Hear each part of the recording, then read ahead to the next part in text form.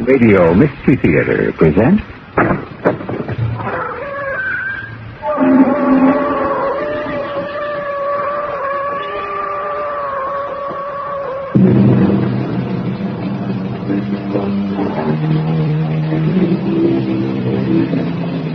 Come in. Welcome. I'm E.T. Marshall. Mystery is our middle name. And if you consult Mr. Webster's dictionary, you'll find out that his first definition of the word is something that has not been or cannot be explained. A profound secret, an enigma. That's exactly what you will find at the heart of today's story. A profound secret, an enigma. Something that must be explained if a human life is to be saved. But there are other baffling questions to be answered along the way, such as, who is the mysterious piano player named Joaquin Fry? And why does attorney Tom Hendricks get this kind of greeting at his door when he presents an engraved invitation to one of Mr. Fry's piano recitals? Your invitation, sir? Here you are. Sorry I was late. I had a little trouble finding the house. Well, that's all right. The concert hasn't started yet. Would you please put on your mask? My what? Your mask, sir. But, I don't have a mask. Well, you better have one, buddy, or you ain't getting in here.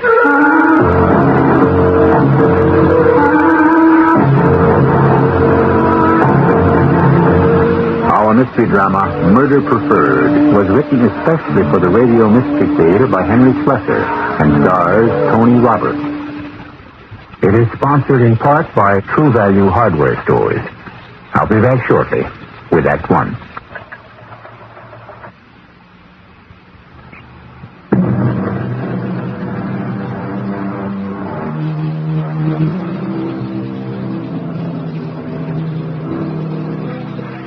The name on his business card reads C. Thomas Hendricks, attorney at law.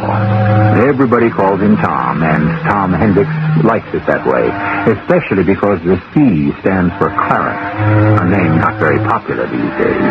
But it was the first name of Clarence Darrow, the famous criminal attorney, and Tom's father, a lawyer himself, admired him enough to name his one and only son after him. Tom is a criminal lawyer, too, but fame hasn't yet reached his tiny office. But who knows?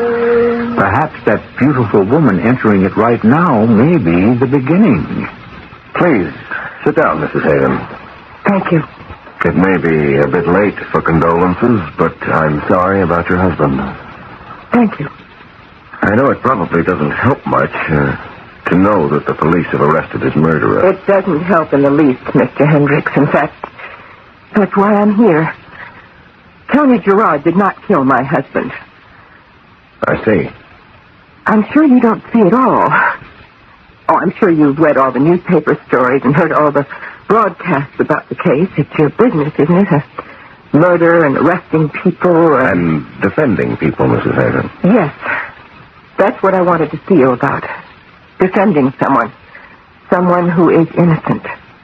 Mrs. Haven, are you trying to hire me for Tony Gerard? Not because he asked me to. You're not acting on his behalf? On his behalf, yes. With his permission, no. Tell me why you're so sure he's innocent. Because of some evidence you have? Nothing tangible. But something? Yes. You just know Tony Gerard didn't commit this murder. That's right. Mrs. Haven, whenever there's a serious crime like murder, someone always comes forward and swears that the accused couldn't have done it, or that he wasn't the type. But I didn't say that. You see, Tony is the type. What? Tony is a very rough young man. He has a violent temper. He was in trouble all the time when he was a boy. He has a police record. Are you looking for a cigarette? No, they're my pills. You have some water? Yes, right here. Go on talking. But Tony would never kill anybody. That would be against God. He had a strong religious discipline when he was young. Its effect is still there. Oh, thank you. But you admit he was violent. That might lead him to forget that discipline if he had opportunity and motive. I suppose he had that, too. He was in the house that night. Our house. The night Walter was killed. And what about motive? No ideas about that, Mrs. Hayden? Not the idea that people have. What idea is that? My father has told me about the rumors. Your father? Yes. You see, Dad is a wonderful source of gossip. He is retired. He used to be a doctor. Now he just plays golf and bridge, and he listens very well. I know people are saying that Tony and I were lovers. But it isn't true? Walter owed Tony some money. That was a problem between them, not me. Walter didn't want anybody to know that he owed anything to a man like Tony Gerard, especially because he was planning to run for the Senate. You're giving your husband a motive for murder, Mrs. Hayden, not the other way around. Because there isn't any other way around. Tony didn't kill Walter, I swear it. Now, will you take the case, or won't you? Well, I'll have to think about it. For one thing, I'll have to find out if Tony Gerard wants me to handle it. I want you to. And I'll pay you, at least when the insurance payment is made. Are you sure it will be paid? Well, why not? Walter is dead. Why shouldn't the insurance company pay? That's a very good question, Mrs. Haven.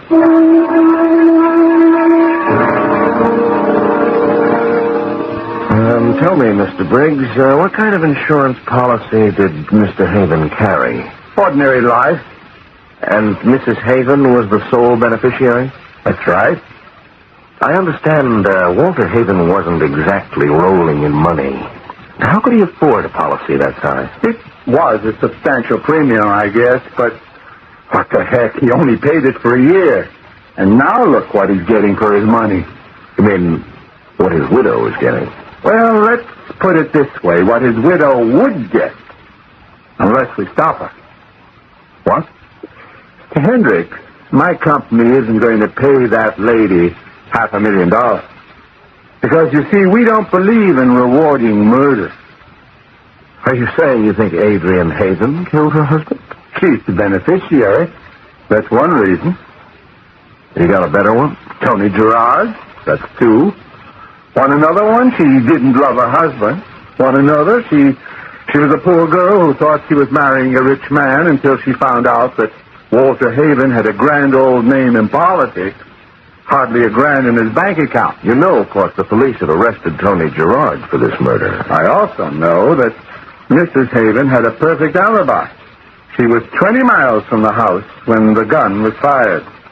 But you know what I think, Mr. Hendricks? I think it was still her pink index finger on that trigger. Figuratively speaking, of course.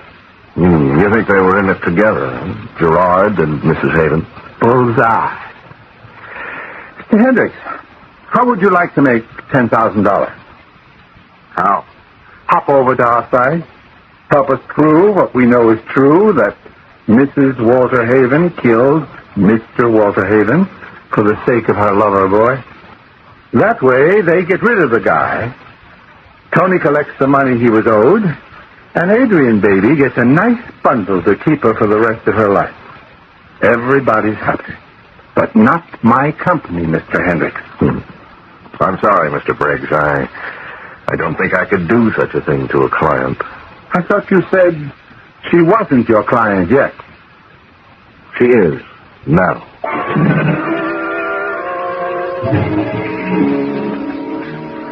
Sure you wouldn't like a little brandy with that, Mr. Hendricks? No, thank you, Dr. Sims.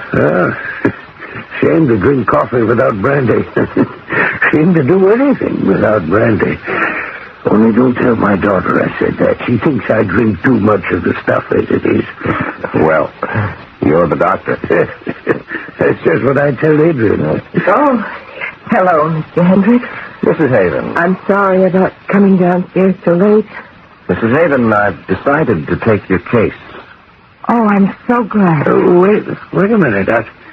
I don't think I like the way you put that, Mr. Hendricks. You mean Tony Gerard's case?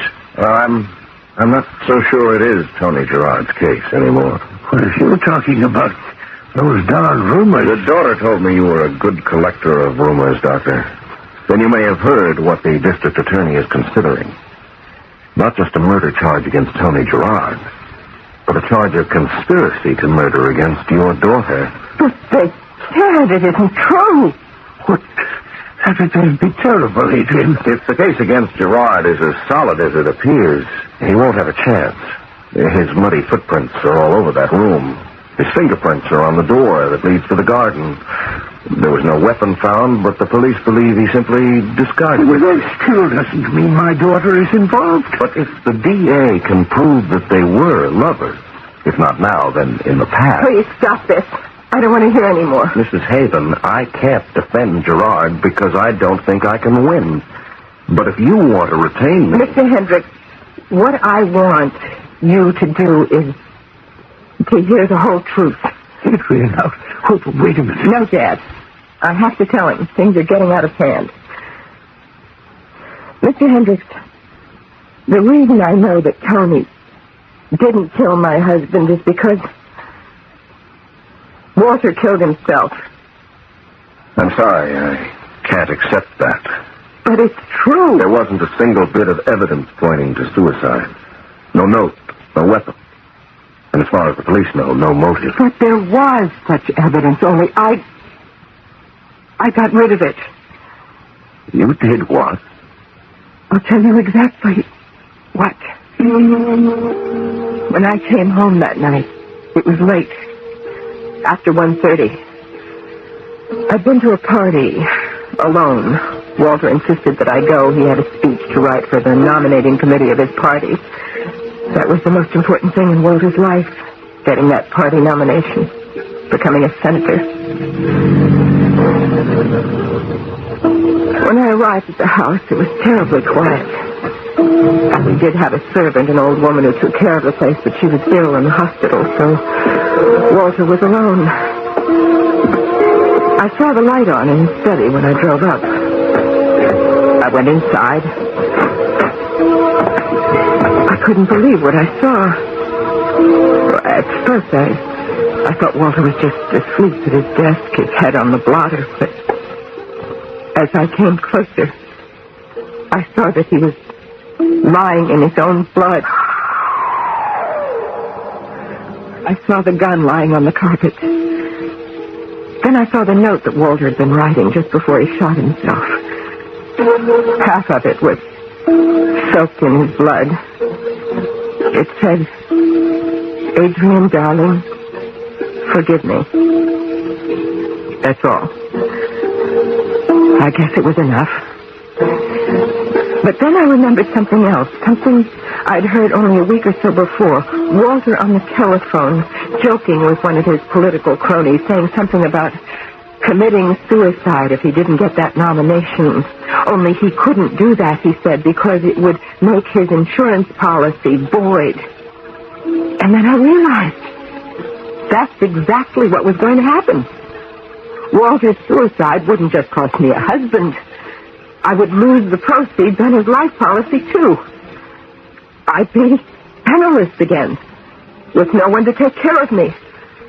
Or my father. I couldn't bear the thought of it. I picked up the suicide note and threw it in the fire. And then I took the gun and got rid of it. Good Lord, Mrs. Haven. Are you saying that you preferred people to think it was murder? It was the only way I could get that money. I was just being practical. Why shouldn't I think of myself? Walter wasn't thinking of me when he pulled the trigger. Yes, but what was he thinking about? Why did he pull that trigger? I don't know. Did he know about you and Tony? There was nothing between us. There hadn't been for years and years, and Walter knew all about that. Mrs. Haven, you're telling me that your husband was a happy man. But he was. He was the happiest man you could ever want to meet. Oh, nonsense. He was psychotic or something. You can't ever know about people. I can tell you that. I'm a doctor. Or used to be, anyway. Sorry, Dr. Sims. But let's face it. Why would a happy man kill himself? It's a good question, and it deserves a good answer. Why would somebody with a beautiful wife and a brilliant future decide to put a bullet through his head? Was Walter Haven nourishing a secret so dark and terrible that the only solution for him was oblivion? How do you learn a dead man's secrets? We'll find out how Tom Hendricks tries to do exactly that when we return with Act Two.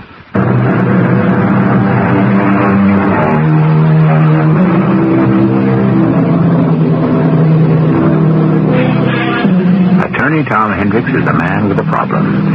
His client, Adrian Haven, has told him a story that no one could possibly believe. She has described a suicide note that has become nothing but ashes. She has described a gun that lies at the bottom of a river. She has claimed that her husband, Walter Haven, had killed himself, despite the fact that he had everything to live for. If I read one more political speech... I know, I'm sorry. I'm afraid Walter's speeches don't make very good reading, but they were effective enough. His party liked them. Well, I don't think we're going to find a motive for suicide among his political writings. But you haven't found anything in his personal correspondence? No, nothing at all. You did a good job, Mrs. Haven. Please, Adrian? Yeah, you did a good job, Adrian. You preferred murder, and murder's what you got. There's not a speck of evidence to prove that your husband didn't want to live anymore. The only problem he had seems to have been that $15,000 he borrowed from Tony Gerard's private loan company. He wouldn't kill himself over that. The only reason he wasn't making those payments was... Yes? Walter didn't like Tony. Of course, he knew that Tony and I had known each other years ago. I think he enjoyed making Tony wait. But guys like Tony Gerard don't like to wait for their money, do they? Tony didn't kill him. I told you what happened in this room. Yes, you told me. But you know something. I'd like your friend Tony to tell me, too.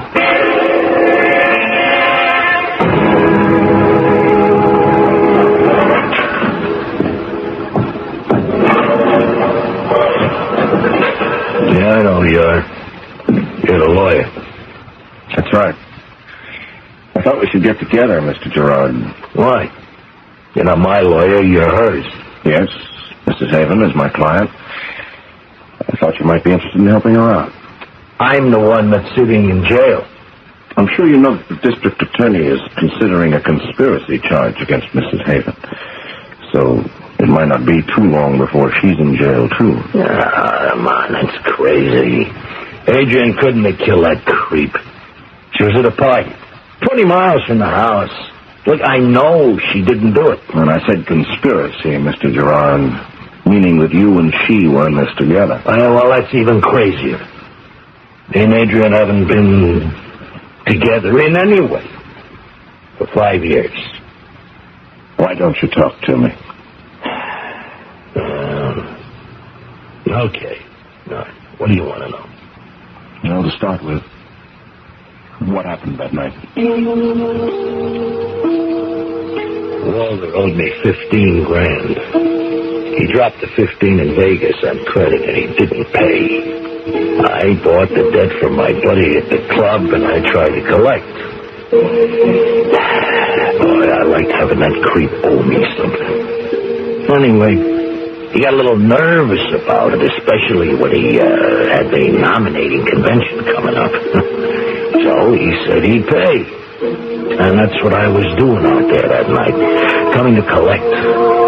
He sent Adrian off to some dinner party, saying he had to work on his next speech. He knew I was coming there.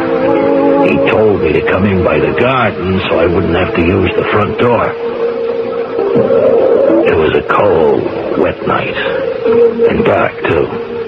I couldn't find the stone path to the doors right away, so my shoes got all muddy. But I didn't care if I messed up his fancy carpet. I saw a light on, I pushed open the doors.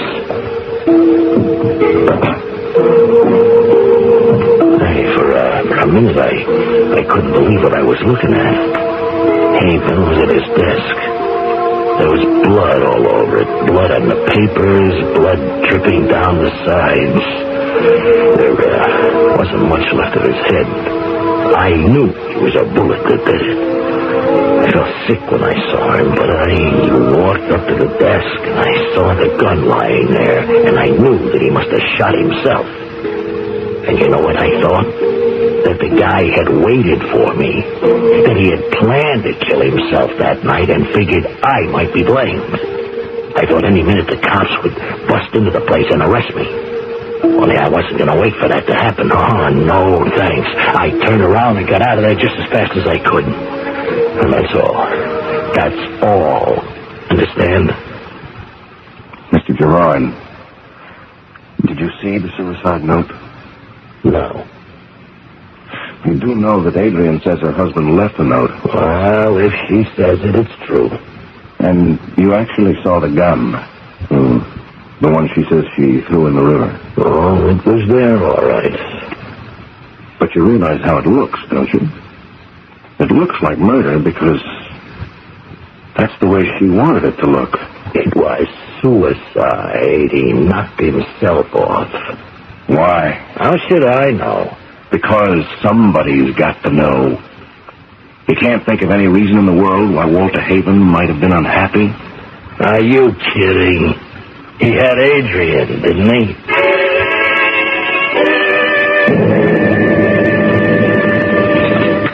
Oh, if you young folks will excuse me, I think I'll go up to bed. Oh, Dad, I think you should. I'm sorry dinner was so late. If you ask me, young lady, you're the one who should retire early. You don't look well at all. Why, I'm all right. Well, say good night, then. Good night, Dad. Night, Doctor. We still don't have a lead on a suicide motive. Oh, that reminds me. I found a few more things in Walter's desk. A few bills and an invitation. It doesn't sound too promising, but I might as well look through them. Here they are.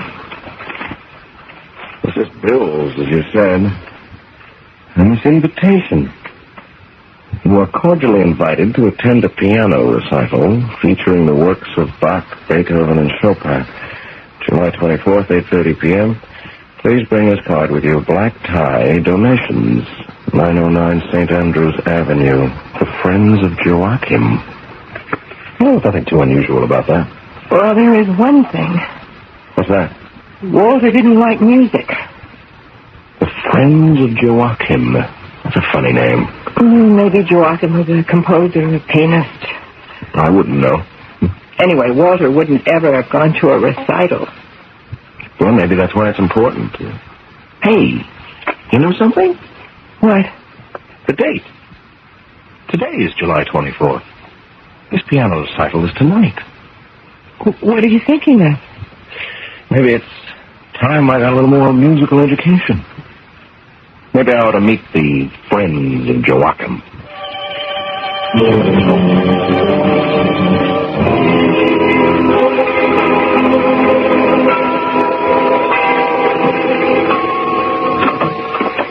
Good evening, sir. Good evening. This is the residence of the Friends of Joachim? This is Mr. Joachim Fry's residence. Please come in. Thank you. Your invitation, sir? Here you are. Sorry I was late. Had a little trouble finding the house. That's all right, sir. The concert hasn't started yet. Would you please put your mask on? My what? Your mask, sir. But I don't have a mask. Well, you better have, buddy, or you ain't getting in here. Oh, I'm sorry. I didn't know this was a costume party. You mean Mr. Fry didn't tell you? No, he didn't. That's funny. Well, okay, buddy. I think I got one here. Yeah, here it is. All right, put it on. Then go inside and sit down.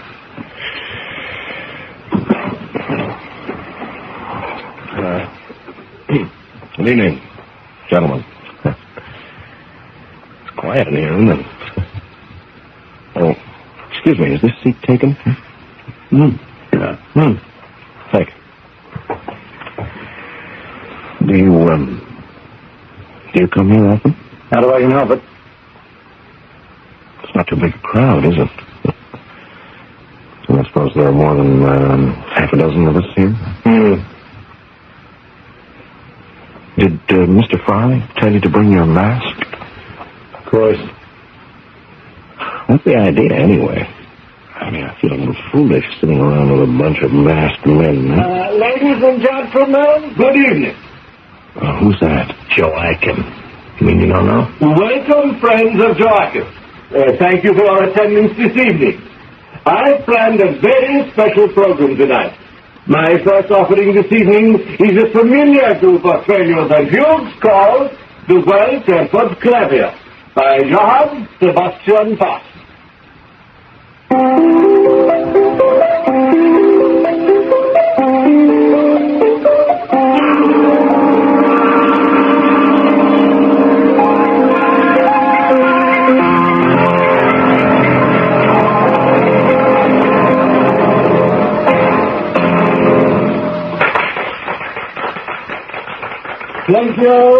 Thank you, gentlemen. I hope you've enjoyed this evening's concert.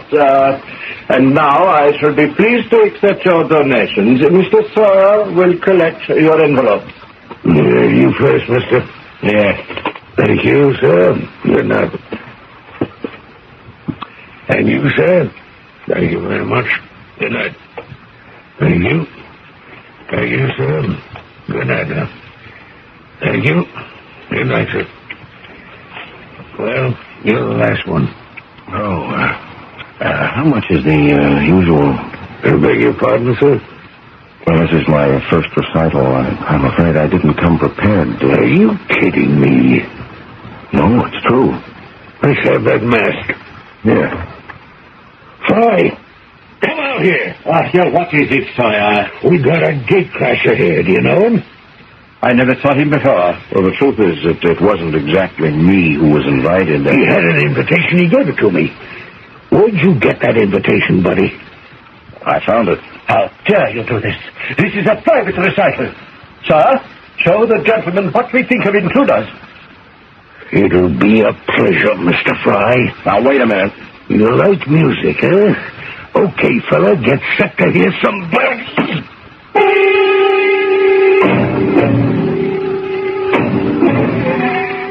Much as we deplore violence, I'm sorry to say C. Thomas Hendricks has just become the victim of it.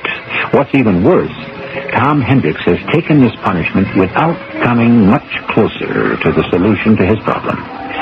What connection is there between the suicide of Walter Haven and a piano recital attended only by men wearing masks?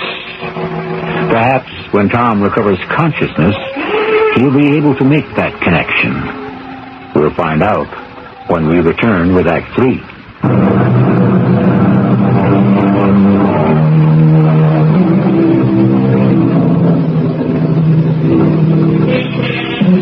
Tom Hendricks doesn't really remember how he got from the brownstone house of Joachim Fry to the suburban home of Adrian Haven. But when he came to his senses, he found that he had a ministering angel at his bedside. But Tom was lucky. It was only his cheek, his nose, and his ego that were bruised. And when he was well enough to think, he found that his aching head was still clear enough to make some interesting assumptions. It has to be the answer. Everything points to it. Don't you see? No, I don't. All I see is black and blue. Tom, shouldn't you do something about these people? Adrian, I figured it all out. I know why your husband killed himself. You do? Well, almost. You see, I know what was going on at that so-called recital. What? Well, it wasn't for the sake of the music, I can tell you that. The name of the song Joachim Fry was playing was Blackmail. Blackmail? How do you figure that? Those guys handed over their donations because they were forced to, not because they wanted to. Mr. Fry gave them a reason to make donations, a better reason than his questionable talent. But why the recital? Why the friends of Joachim? Well, probably to cover the traces of blackmail, to give them some legitimate reason for their donations, something Joachim can justify when it's income tax time. But why the masks? Well, that's the most obvious part of all. If you were a blackmail victim, would you want the rest of the world to know? No, of course not. Therefore, the only way Fry could bring his victims together in one place was to require them to wear masks. So there was no chance of recognizing each other. Tom, what you're saying is that Walter may have been blackmailed. That's what I think, Adrian. Your husband was also a friend of Joachim. But why? I'm afraid I still don't know. But maybe I can find out. Tom, you wouldn't go back to that place, would you? I have to go back. I'll never find out what we have to know. But what makes you think they'll tell you anything? I'll just have to be very convincing, won't I?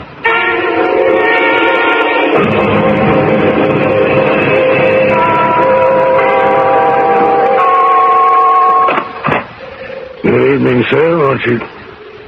Hey, what is this? Are you back again? Yeah, that's right, Mr. Sawyer. Maybe you didn't get the message the last time. You're right. I didn't have the whole message, but I know a lot more now than I did then. Let me give you some advice. Do you have another recital tonight? Maybe, but you're not invited. Even if I brought a donation... A what? Here. Have a look at this. What is it? Hey, what's this all about? It's all about you, Mr. Sawyer. It's your rap sheet. A friend of mine at police headquarters was good enough to give me a copy of it. So, you see, I know more about you than you do me. I know you've been arrested 4 times for dealing in what they refer to as toxic substances. Drugs to you, pal. Hey, who are you anyway? A friend of Joachim, that's all. Tell me, Mr. Sawyer, is that how you and Mr. Fry develop your list of blackmail victims? Through their drug purchases? I think you better talk to Mr. Fry about this. I was hoping you'd say that. In here. What is it, Sawyer? You know I don't like to be... Look who's back, Mr. Fry. You again? I think he's a cop. Police? Well, what have the police got to do with me? I'm a musician. You're a blackmailer, Mr. Fry. That is ridiculous. Everyone who attends my recitals is here voluntarily. They're here because they're users, Mr. Fry. And they don't want the rest of the world to know about it. Or because they've gotten so mixed up in things involving drugs that they want to keep quiet. Get rid of him, Sawyer. Now, wait a minute. I want to hear what he has to say, Fry. I don't want to get him mixed up with cops. He can't be police. He would have flashed his badge the last time he was here. You're right, Mr. Fry. I'm not with the police. But I can blow a whistle as loud as any cop. And maybe I will, if you don't answer one question for me. And what is that? You were blackmailing a man named Walter Haven, weren't you? No. I never heard of him. Well, he was one of the friends of Joachim. It was his invitation I used the last time I was here. It is not true. I never heard of Walter Haven, and he was never at one of my recitals. Now, look, you've got nothing to lose by telling me the truth. Walter Haven is dead. Dead or alive, we don't know the guy. What the devil? What do you want in here? You've given your last concert, Fry. Sir, He's got a gun. take it easy, mister. You're never gonna play another note. Leave that gun, you crazy...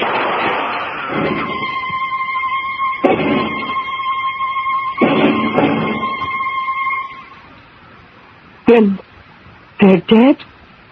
Both of them? That's right, Adrian. They're dead. Both Sawyer and Joachim Fry. Killed by one of their blackmail victims.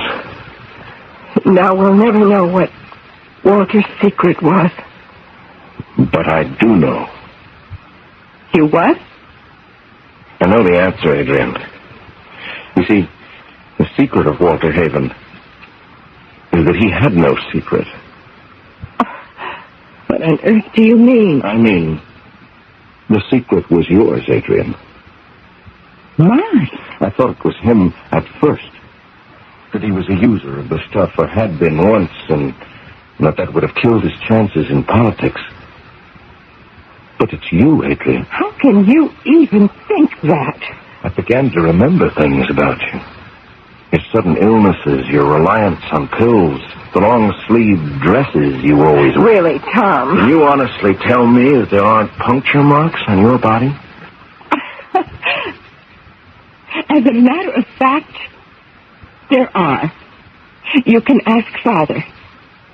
I need vitamin injections all the time. Those funny little B vitamins and iron and liver and all that. I may be a human pincushion, but I'm not one of those... What's that awful word? Junkies?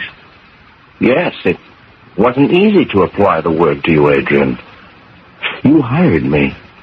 You wanted me to find out the cause of your husband's misery, but you really knew it all the time. No, I swear I didn't. I never heard of Joachim Foe. But obviously your husband heard of him. You became Sawyer's customer. And whatever Sawyer knew, Joachim knew. I swear I never heard of either of those two men before you mentioned their names. And you also swear that you're not a user? No, I'm not. In fact, you look very much in need of something right now, Adrian, don't you? No. Well, I'll tell you what, then. Suppose we just stay here in this library for the next 4 or 5 hours, huh? Are you crazy? I'm not sure you could even last that long without your next fix, Adrian. You are wrong. You're completely wrong. In fact, why don't I make sure that we're not disturbed? Huh? I'll just shut this door. What are you doing? Locking us in, Adrian. I'm closing the door against the outside world. You can't keep me a prisoner in here. You're not my prisoner, Adrian. You're a prisoner of your own habit. It's not true. It isn't true. Daddy! Daddy, help me! Yes. Yes, it was Daddy who helped you, wasn't it? He was a doctor once. He could get prescriptions filled. All sorts of prescriptions. Daddy, help! He's locked me in! Your father knows all about you, Adrian. He's the one who's been keeping you normal, if that's what you call the torment you're in. Daddy! Adrian, what's going on? Daddy, please help me! He's got me locked in here! He won't let me out! Just an experiment, Doctor. Help me, please, Daddy! I'm sick! Please, open the door!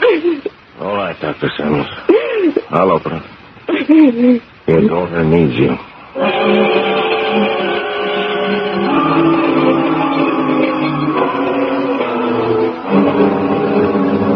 Please try to understand.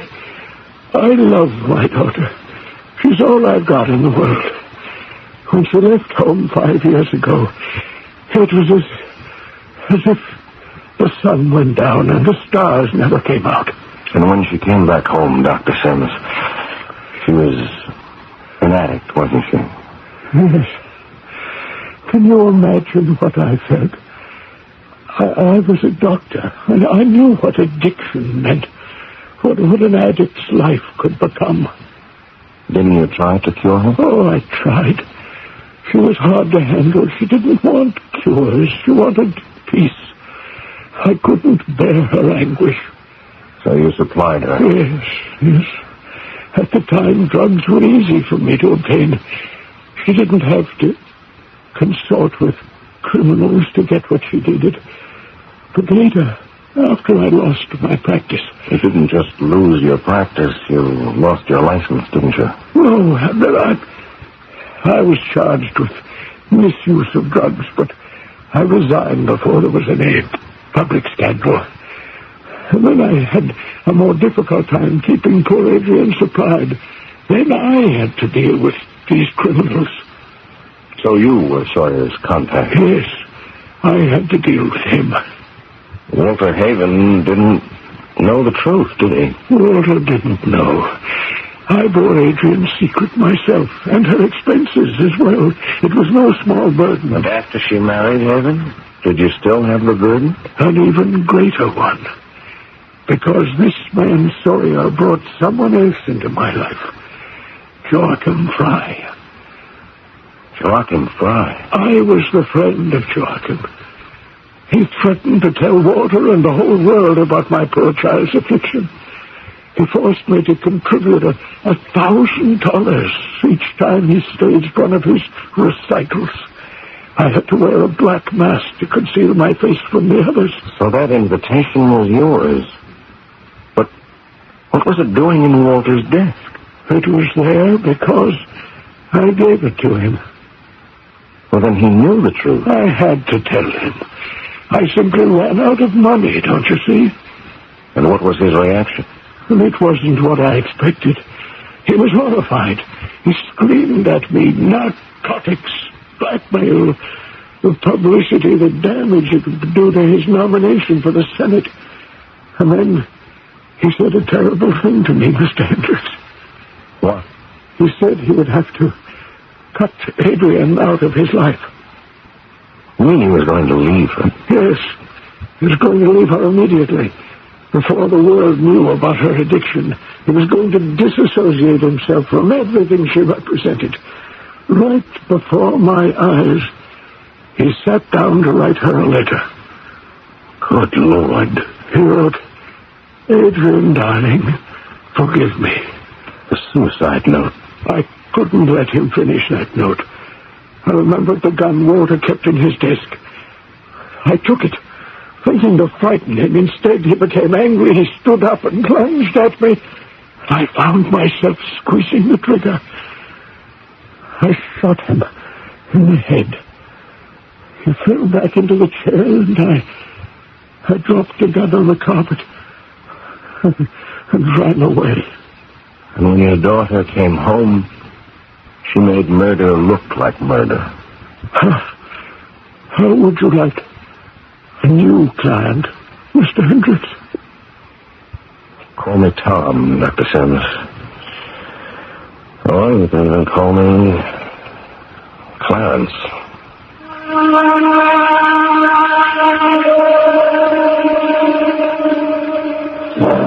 So, Clarence Thomas Hendricks has a new client. And even if the defense of Dr. Sims doesn't make him as famous as Clarence Darrow, he still had the satisfaction of knowing that an innocent man has been set free. But what happened to Adrian Haven's father at the trial? Well, we'll be back to tell you what the verdict was shortly.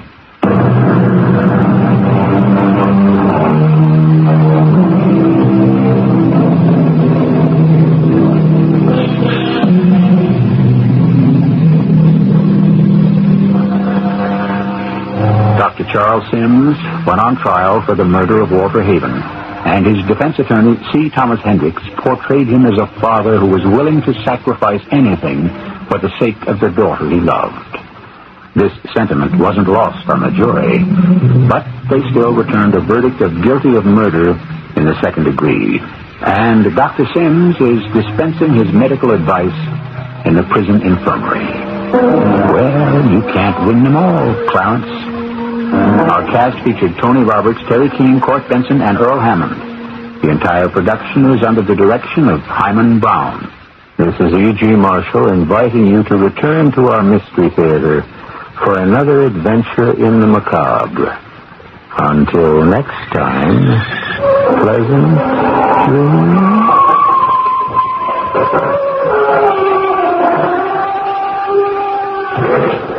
The CBS Radio Mystery Theater presents...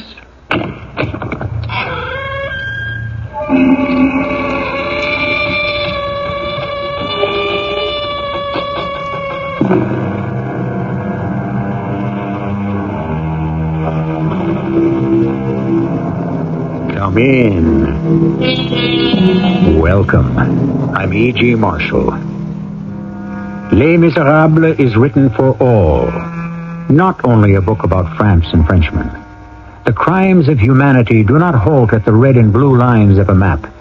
At the hour of civilization through which we are now passing, the real miserables are ourselves. Man is agonizing everywhere and groaning in all languages. Jean Valjean is not the only convicted man trying to escape. He is all of us trying to break our chains. These are not my words, but those of Victor Hugo, whose closing chapters you're about to hear. Jean Valjean, I can't keep up with you. I had no idea the Paris sewers were so vast. So keep moving, Paul. Keep moving or you'll sink. How are we ever going to get out? And you carrying Marius on your back. How is he? Can you see? Is he still bleeding? His eyes are closed. Keep going, Paul. And pray for his life.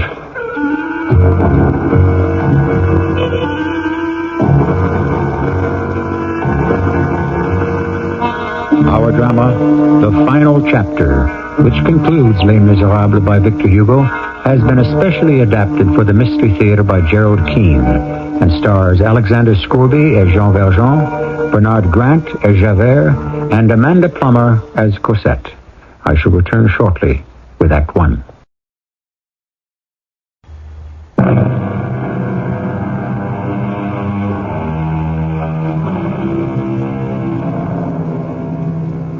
On the run has been a way of life for Jean Valjean for 40 years. Time and again he has come up against the inequities of that man-made concept called justice. Today, France is in revolt, the streets of Paris a battlefield, and Jean Valjean attempts to rescue a wounded young man, Marius, carrying the boy on his back through that clotted maze of underground sinkholes known as the sewers of Paris. Valjean, it's getting darker down here. Yes. I can still see enough, Paul. Just follow me. Marius must be heavy for you to carry alone. Let me help. No, Paul, you don't know the way. You wouldn't be able to keep in step with me anyway. And if we carried Marius between us, it would take twice as long to get out of here. I suppose you're right. I know these sewers. We'll get out. Oh, the water's creeping up over my ankles. Where are we now? If we follow the main stone sewer, we should end up at the river. And once we reach the Seine, it means escape. Yes. This is the only way. We'd never be able to walk the streets without being shot. Paul, take another look at Marius's face. Wait. I'll stop a moment. I need to stop it. His eyes are closed. How's his breathing? Yes, he's breathing. Good. We lost a great deal of blood at the barricades. Shall we go on? We must go on. Leave the sewer. Get Marius to a doctor. We can't turn back. What's that noise? What? Oh. A horse and carriage. Over our heads, up above. In the street. A horse and carriage. Jean, the light is closer. Brighter. We must be near the end of the sewer. It's daylight. It's lanterns. It's the police. Can I hear you? Who are you? Who is there? Who are they looking for? Quiet. They can't see us yet. The lanterns don't shine this far. Wherever you are, we are the police.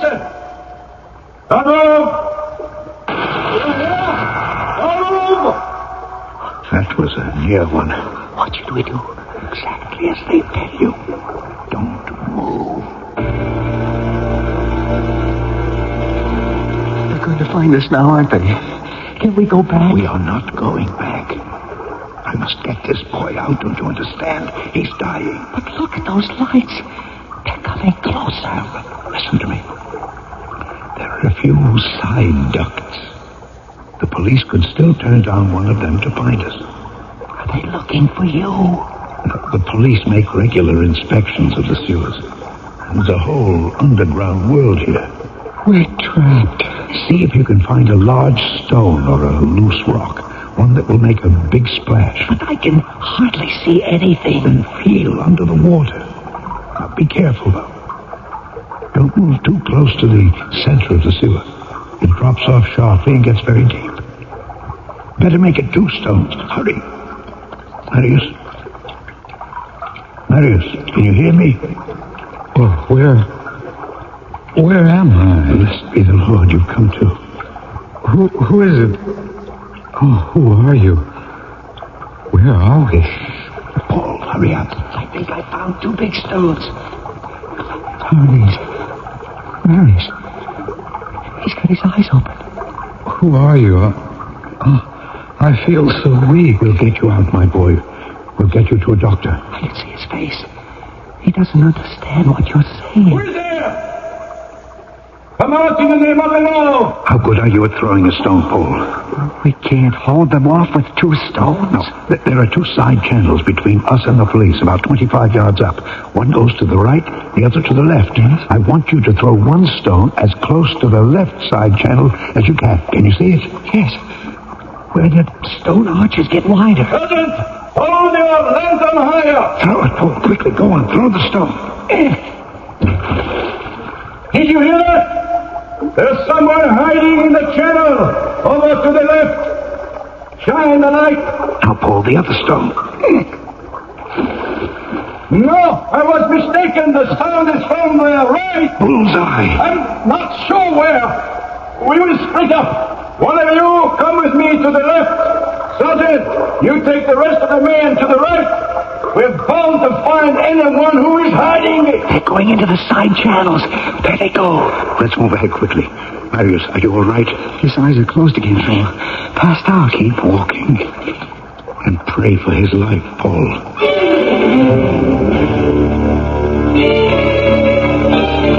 Valjean, the water is up to our knees. I know that.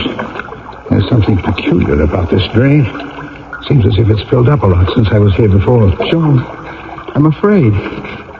Now it's up to our waist.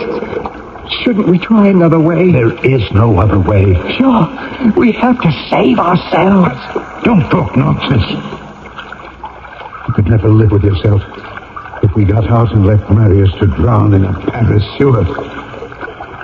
I'm going to walk very carefully and slowly now. You make sure his head stays above water. Why is it getting deeper? Keep moving behind me. Watch Marius. It's up to your chin. Stop. Lift up Marius's head. Lift it up. I'm doing that. Somewhere along here. It's got to get higher. Please, Jean, wait. Just wait. We can't wait. Every moment, Marius is closer to death. We're all closer to death. What good is that? We shall drown in the sewer. Yeah. My foot has hit something solid. Wait, I'm stepping up. I'm up on it. It's higher. Paul, I'm going to move over. You try right where I was standing. There. Got your foot on it, Paul? Yes. We can step up. Slowly now. Move both your feet onto that step. There's another one. Still higher. I'm on it. Look at me, Paul. Catch hold of me. Right, pull yourself up. Yes. I'm on the second step. We're climbing out of the water. Yes, this is the right way. Now, you follow the stone vault. Keep your right hand on the right wall. It curves around here. There it is. The opening is right in front of us. The Lord has answered some of our prayers. But not all. What do you mean? We can even see the reflection of the river on the roof of this vault. Take a second look, Paul. We can't get out this way. Why? Don't you see that heavy iron grating between the end of the tunnel and the sand? I see it, but can it be opened? We'll see. I'm going to slide Marius off my back. Want to hold him? I'll hold him in my arms. Good. Go, Jean. Let him go. There. Oh, I've got him. He's still in a faint. What now? I've had some experience with iron bars. I'll find out how secure these are. Hinges are all rusted. That means it's stuck? Yes. It can't be opened? Not really loose, but they look clean. As if the hinges had cut through the rust. What's that sort of brick at the bottom? There's it's a large square padlock covered with rust. I've seen a lot of these in my time. A lock? Yes. Can you open it? There's only one way to open them. That's with a key. Can't bear it. To be so close to freedom. Valjean, what are we going to do? Begin, Paul, by not giving up hope. You watch over matters. I'm going to shake one bar at a time with all my strength and all my prayers. If I can just break one of those bars, then use that as a lever to lift the grating off the hinges. What? You there! Oh, is it them? The police. They must have heard our voices. They're in the side channel. Paul, where are you going? I'm going to run back. If they see me, they won't look for you. Good luck, Jean. Take care of Marius. Halt! Or I will fire!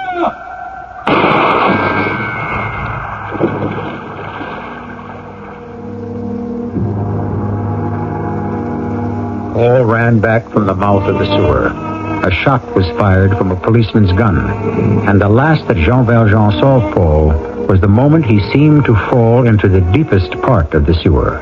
Valjean had no idea whether Paul might be swimming to safety or had been killed.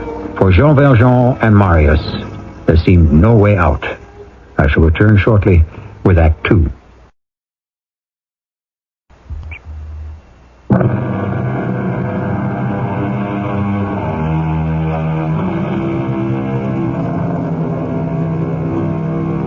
A 100 feet below the embankment of the River Seine, Jean Valjean has been groping his way through that tangled ravelment of the Paris sewers, only to find he is stopped by a rusted, locked iron gate. Above, on the embankment, facing the Cathedral of Notre Dame, stands the man who has been following Valjean for many, many years. But he has no idea that his ancient enemy is in the sewer directly below. Monsieur Javert, do you still wish me to wait here with my coat? I hired you and your horse and carriage, and I expect you to be where I want you to be. Right here. Well, it's 6 o'clock. Thank you. I can count. It's only that it's getting late, and my horse has to be fed. So feed the animal. I am not stopping you. I didn't have any time to bring oats with me. You remember, sir, that thief ran out of the house, and I happened to be standing at the curb, and you told me to drive after him. He's here somewhere. I know he is. Inspector Javert, when he ran into that cul-de-sac, I never saw him again. Oh, quiet, Yvette. You have to wait for the inspector. Inspector Javert, I saw the thief run towards the river. Then he disappeared. They all come here. Thieves and robbers. Somewhere along this embankment there must be a place they disappear into. If I wait long enough, he'll come out. He will have to. Oh, my poor Marius. I thought I was saving you from my Cosette, but I'm bringing you closer and closer to death. Will you ever forgive me? Stay there, and I'll try again to break those bars. Who's that? I'll take half. Come out of the shadows. Half shares. Who's that? Who are you? You wish to get out, don't you? I'll take half your share. What do you mean, half share? Who are you? Oh, he asks questions, this one. But they're the wrong questions. What you should ask me is, how are you going to get out of here? You live in the sewers? Let us say, I use the sewers when I am compelled to escape from the law. You can help me? Oh, indeed, I can. This is why I propose to you half shares. What do you mean, half shares? This young man lying against the wall. Obviously, you have done him in. I can see his clothes were once quite fine, but now he's dead. You wish to escape? Dump his body into the river. I have a key to that gate. Half shares. You can unlock it? From outside and inside. You go in and out of here at will? And I have for years. Here is the key. Take a good look at it. It cost me a lot to have it made, but it's worth every sou. All right. Wisest decision you ever made. Where is what you got from him? I haven't taken everything out of his pockets yet. How did you manage to get all the way here? Where did you come from? The barricades at Saint-Denis. You walked this hours all this way? Did you say you wanted half? I'll take what I can get. Here, I'll go through his pockets. Not that I don't trust you. Can we hurry? Why? He's not going to open his eyes and watch. You said you haven't emptied his pockets yet? I didn't say that. I said I haven't taken everything. Well, what have you got? How much do you have? I'll hold out my hand and you count it. What is that all? 1 louis d'or? 1, 2, 3, 5 franc pieces? 1, 2, 3, 4, 5. 5 double sous? You didn't kill him for much? I'll take it all. Go on, you can have it. Why are you in such a hurry? I said half share, and you let me have everything. Here, I'll give you a hand and lift him onto your shoulder. Now, I'll show you how easy it is to unlock the gate. The lock is open. Then I pull the bolt back. And voila. Surprised, aren't you? You thought the old gate was all rusted over. That's what I want them to think too, yeah? I keep it oiled. And today there was an inspector right at my heels. I ran down the embankment, unlocked, and ducked in here. I can see him standing up there wondering where I could have gone. I played tricks with the police all the time. Now, out you go. Bonne chance. Good luck.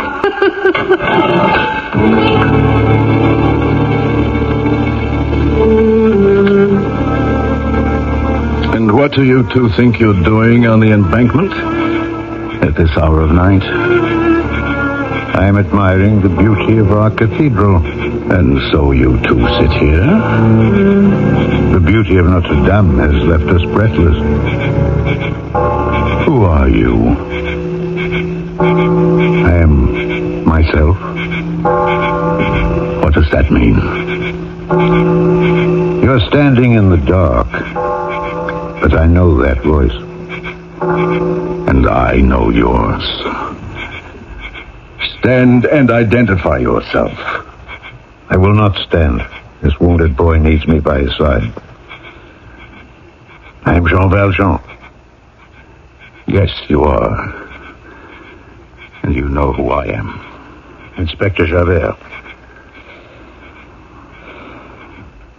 You have me. You may arrest me. But grant me one favor. One favor? Again, one favor. How many times in one lifetime do I have to hear you ask me for one favor? Valjean, I did not come here looking for you. Why must you be under my feet? And who is that person on the ground? It is for him I ask the favor, Javert. Do with me as you please, but first will you help me carry him home? He needs a doctor quickly. That's all I ask of you. He looks dead. Pray the Lord, not yet. You brought him all the way across Paris. Here? What for? Javert, will you help him? You brought him to Notre Dame for prayers. Well, Jean, why does it have to be you? I do not want to see you. That carriage waiting up there, is that yours? Can you carry the boy? A few more steps, yes. Then come along. What are you waiting for?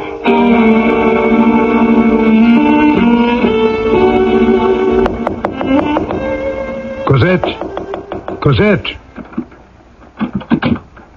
I have brought you Marius.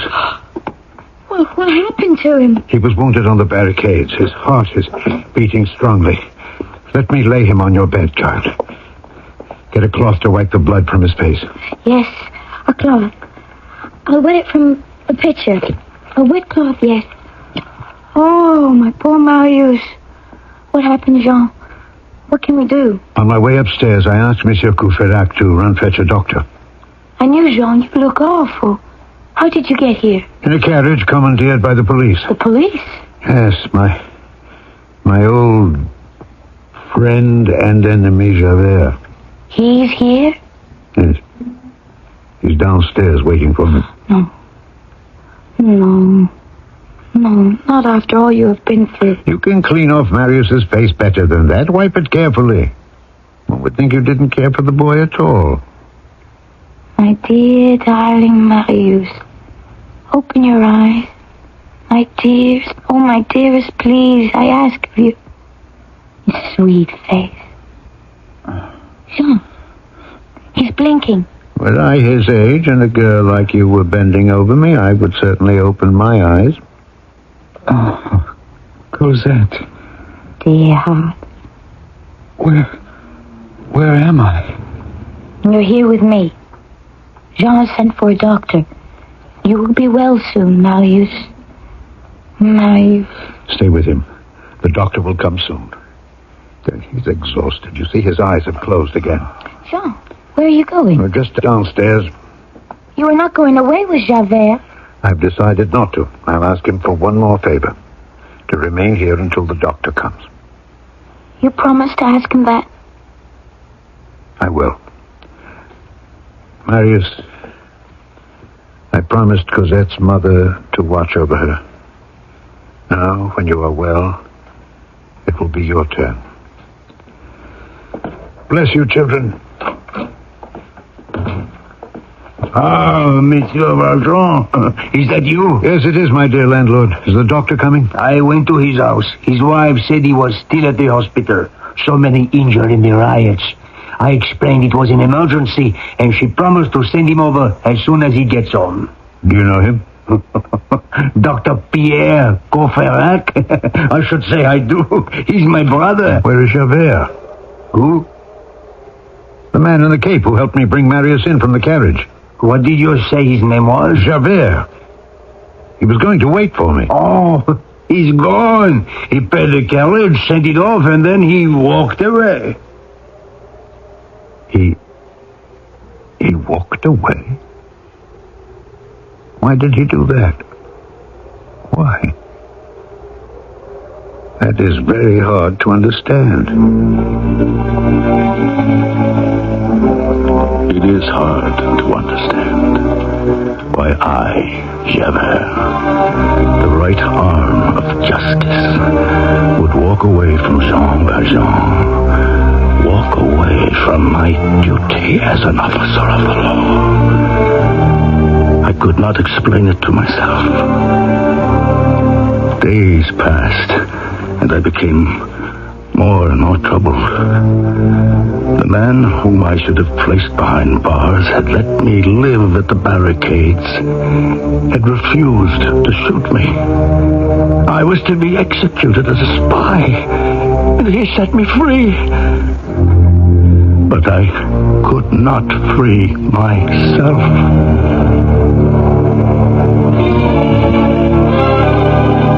Javert, the upright, the impartial, the beacon of truth and justice, believed he was unfit, degraded. What had happened to him? Was justice and the law not as powerful as goodness and charity? Valjean had freed him from death, and that was good. And he, Javert, had also been good by letting Valjean go.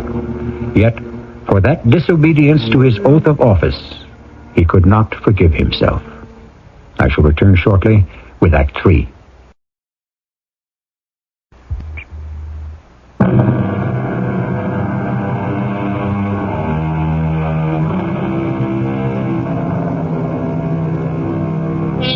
Javert, the implacable, stands on a bridge overlooking the Seine, in the twin shadows of Notre Dame, wrestling with a dilemma. Why hadn't Jean Valjean carried out the death sentence at the barricades? Why, after a lifetime pursuit, had Javert walked away from his duty? All week, the policeman had been trying to explain to himself the unexplainable, make himself believe he was still an uncorrupted servant of the law. But all he could see was chaos and ruin. Javert! Jean Valjean. Must I see you every time I look around? I've been looking for you for days. I didn't expect to find you here at Notre Dame. No one at the police has seen you all week. Where have you been? I don't know. I honestly don't know. I have walked almost the length of the Seine through Paris. You were looking for something? Yes. But you didn't find it? No. You were looking for peace of mind. Is it any concern of yours? Yes.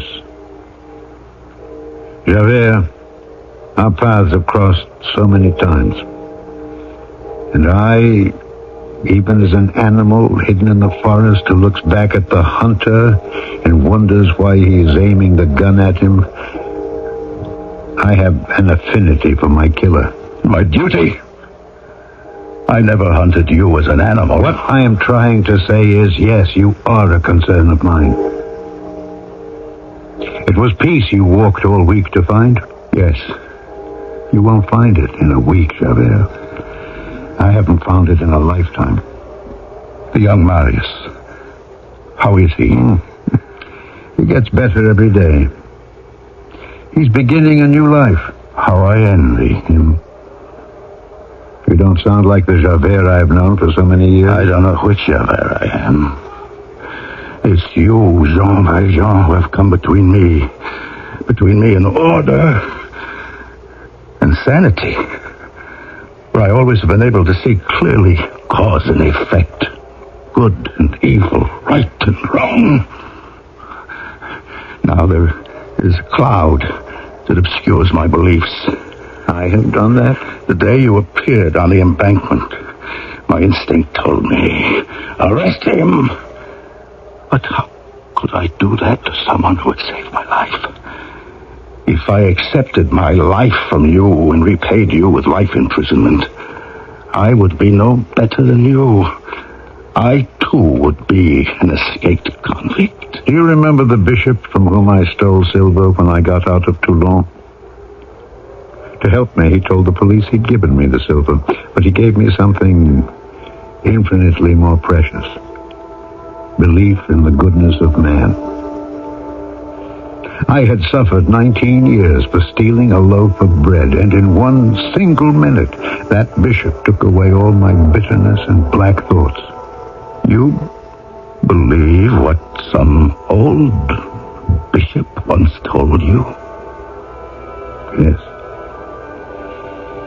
I've moved to a garret where I live by myself. I gave Cosette and Marius my old rooms. I have a pair of candlesticks I light every Sunday. Those silver candlesticks have been with me always. They remind me of what he said. That no harm can come to anyone who understands charity. It's you who doesn't understand. I'm faced with two roads, whereas all my life there's been but one road, and now there are two, and that's what terrifies me. Look at me. I'm trembling because I do not know what to do. I should lock you up, but I cannot. And the law demands of me that I must. Perhaps there is a higher law. Not an eye for an eye, but love for love. Love of my fellow man, be he criminal or innocent. I don't understand that. It's simple. Our Savior understood it. You ask too much of me. Valjean, my obedience to the law has been everything. And now I have broken that law far more than you ever did. I close my eyes to duty. I set a prisoner free. And that is why I despise myself. I do not understand my actions any more than I understand why you A desperate man whom I have followed to persecution, and who could have avenged himself. Why you let me live? Like you, I had no choice. Don't you see, Valjean? I, Javert, am not the millstone around your neck. It is you who are the stone around mine. It is you who are weighing me down. I ask you, please go. Walk elsewhere the rest of the evening. Leave me alone on this bridge. And perhaps during the night, I will see a glimmer of a star in the water below. And perhaps I will understand.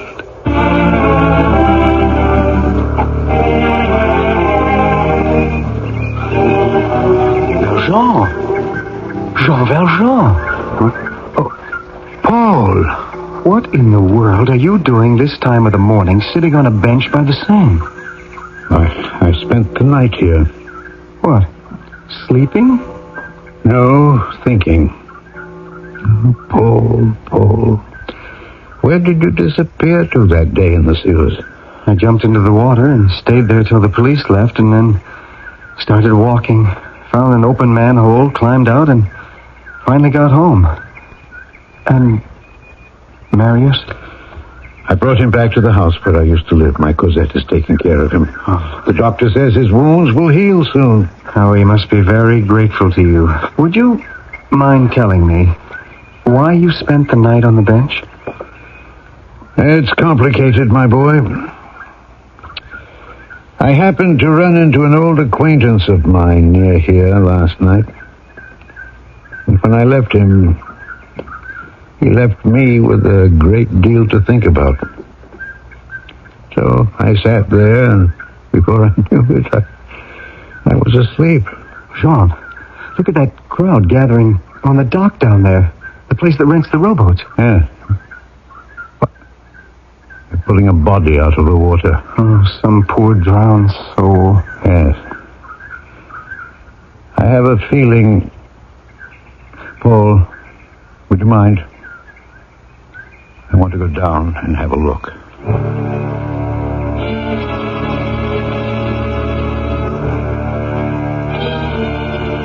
Interesting how the awareness and the soul can hover over one's whole body.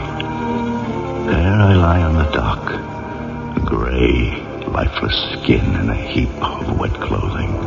Down there, on earth, they say the Almighty punishes for self-destruction, that hell awaits you. The hell is on earth, not here. No longer do I have to choose. The choice is made. I wait for destiny to take me by the hand.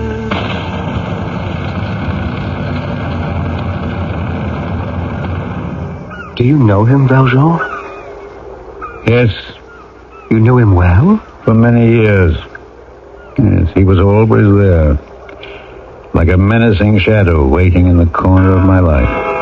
So he was not a friend. He has an old face. He was not old. He died before his time.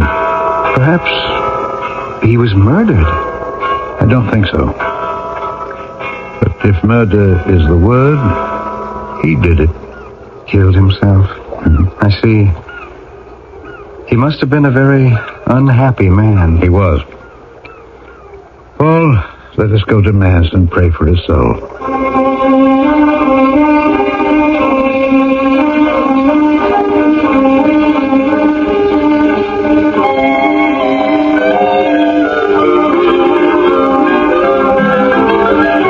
I had to wait a month for this day, but it's worth waiting for. Listen to Mary. Oh, Paul, Cosette. A wedding party with my two dearest ones. What more could I ask for? Cosette, my darling, come away from the window. I'm afraid he's not coming. How do you know? Why is it taking him so long to walk over from the church? He wasn't at the church. Jean wasn't at my wedding? Well, he wasn't feeling well. He told me a few days ago he wouldn't be able to attend our wedding. Why didn't you tell me that? I didn't want to upset you, and we'd made our plans for the date. You led me to believe Jean was right there in the back of the church, and he wasn't. Oh, how could you do that? Where is he? Well, I suppose where he lives. He needs me. It's not right that he doesn't live with us. I've said it over and over. And now where is he on the most important day of my life? Why didn't you tell me Jean said he might not come to the wedding? Not to receive his kisses and his wishes? Jean Valjean is a strange man. If he says he wishes not to intrude, that he prefers to live alone, he means it. He's a very self-effacing man. Paul, you mean well, but I love Jean, and I always will. I hardly remember my mother. He has taken care of me, put me first above everything. He has always been my whole family. May I propose a toast to Cosette and Marius, to a romance that began in the Luxembourg Gardens and survived the riots of Paris. Your health. Health. Thank you, Paul. Cosette? Cosette, what is it? The glass fell right out of your hand. Are you all right? I'm worried. Marius, Paul, will you excuse me? I must go see him. I must see him now. Today would not be complete without his blessing.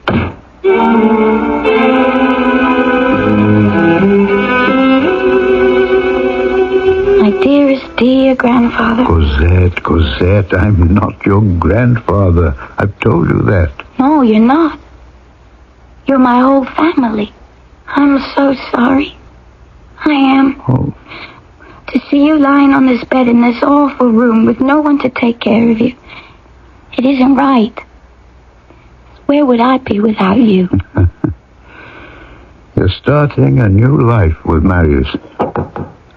Imagine another knock on my door in one single day. You're my very first visitor, and now there's another. I'll go see who it is. Marius? My darling, I came because I had to speak to Jean. Jean, I don't know how to say this. I have done you a terrible wrong. Oh, Marius, stop. You made Paul promise not to tell me that it was you who gave me my life, carried me through the sewers. He broke that promise. That was stupid of me, I suppose. Yes, it was. You gave Marius back to me. And then he told me that you could not have executed the spy Javert because the man was found drowned in the Seine. I'm so very ashamed, Jean. I judged you falsely. But we shall make up for that.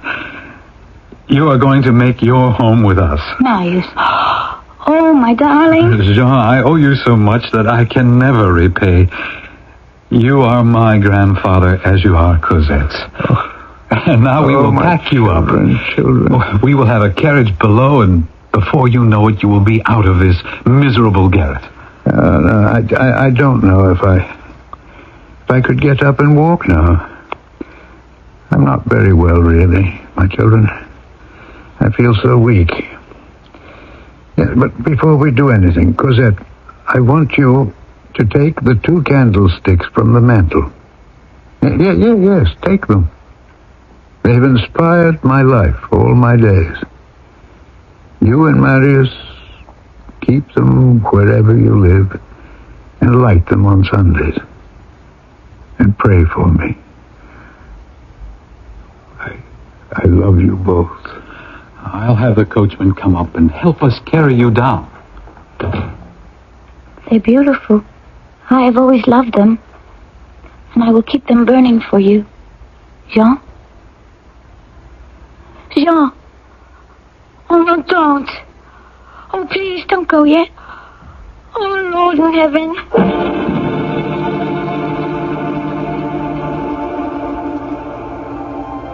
It was as if my mission in life had been achieved. I never left the garret. But suddenly, my spirit left my body.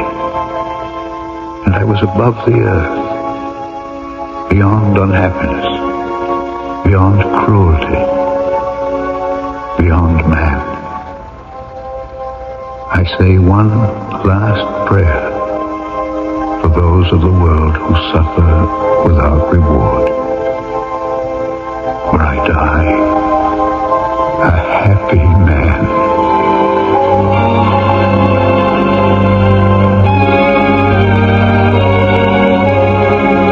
With respect, we have brought you the final chapter of the Mystery Theater's adaptation of Victor Hugo's immortal book, Les Miserables, a book which took the author 19 years to complete. And it was only one of a shelf of his novels, verse dramas, and poetry, all of which entitle him to the reputation of one of the great figures of world literature.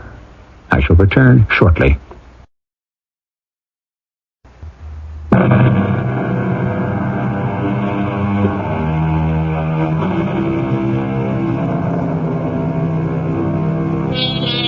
To salute the Mystery Theater's enviable record of bringing you the best of radio drama today, we have begun our 9th season with Victor Hugo's Les Miserables. To his publisher, the author wrote, "I have written for all nations. Social problems overstep frontiers. In every place where man despairs, where a child wants a book to instruct him, where people need a hearth to warm them, my book, Les Miserables, knocks at the door and says, 'Open to me. I am hope. I come for you.'" Our cast included Alexander Scourby, Bernard Grant, Amanda Plummer, Bob Caliban, and Lloyd Batista. The entire production was under the direction of Hyman Brown. Radio Mystery Theater was sponsored in part by Raven House Paperback Mysteries. This is E.G. Marshall inviting you to return to our Mystery Theater for another adventure in the macabre.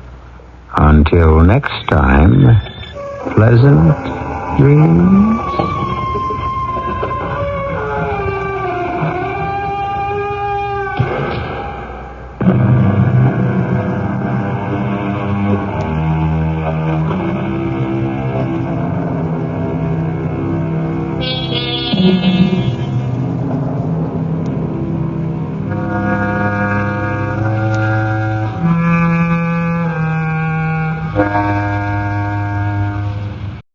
CBS Radio Mystery Theater presents...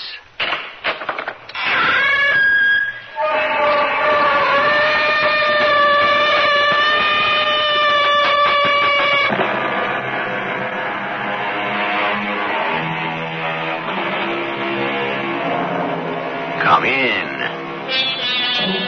Welcome. I'm E.G. Marshall.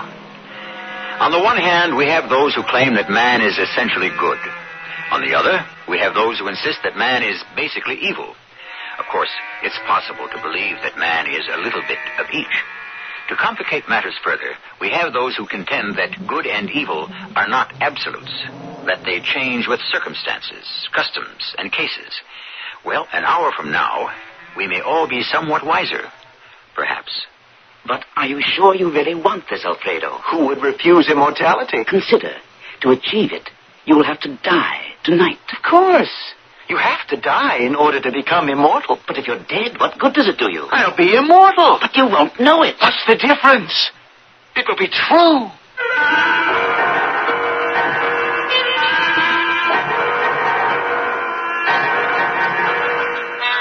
Our mystery drama, Down the Garden Path, was written especially for the Mystery Theater by Sam Dan and stars Gordon Gould and Mandel Kramer. I'll be back shortly with Act One.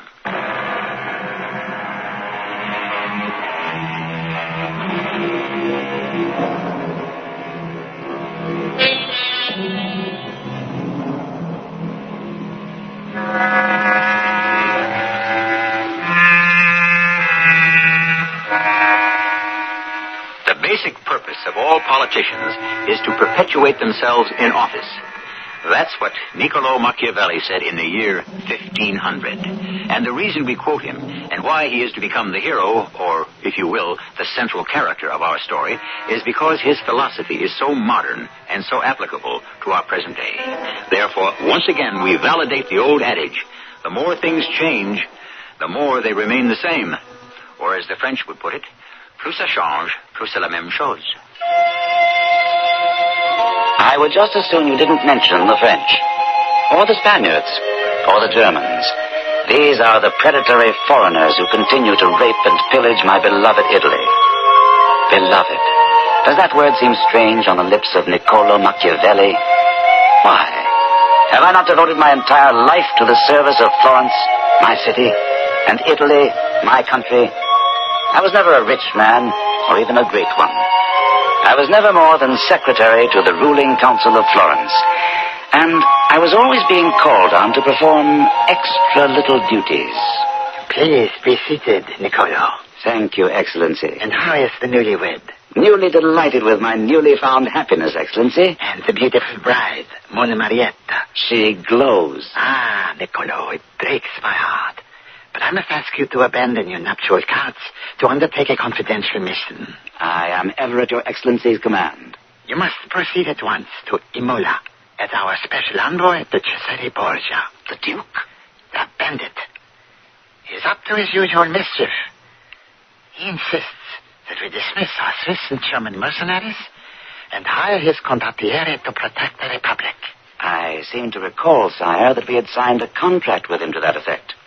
And you should also recall that each of us has broken it in the past, as it may have suited our convenience. Yes, Excellency. Now Borgia tells us we must assume the salaries of his soldiers, or he will declare war on Florence. Go to him, and when he asks about the money, tell him nothing. Nothing, Your Excellency? Promise him nothing, and refuse him nothing. Buy for us the most precious commodity in the world. Time. And so I am sent as ambassador by Don Piero Soderini, president of the ruling council of the Republic of Florence. And I am expected to match wits with the illustrious Duke Cesare Borgia, one of the most ruthless and powerful nobles in Italy, a man of genius whose cunning and guile have already become legendary. Needless to say, the Duke saw through me at once. Secretary, you've brought me the money. The money, Your Grace? From the Republic of Florence to pay the wages of 1,000 lancers and 3,500 infantry. No, Your Grace. Then why have you come here? I was sent to ascertain the nature of your demand. The nature of my demands has been crystal clear these past 18 months. Perhaps if we might review them. No matter how many times we review them, they shall still remain the same. And yet, Your Grace, isn't it a fact that nothing remains the same? Time is constantly altering circumstances. And what is time altered in our circumstances, Secretary?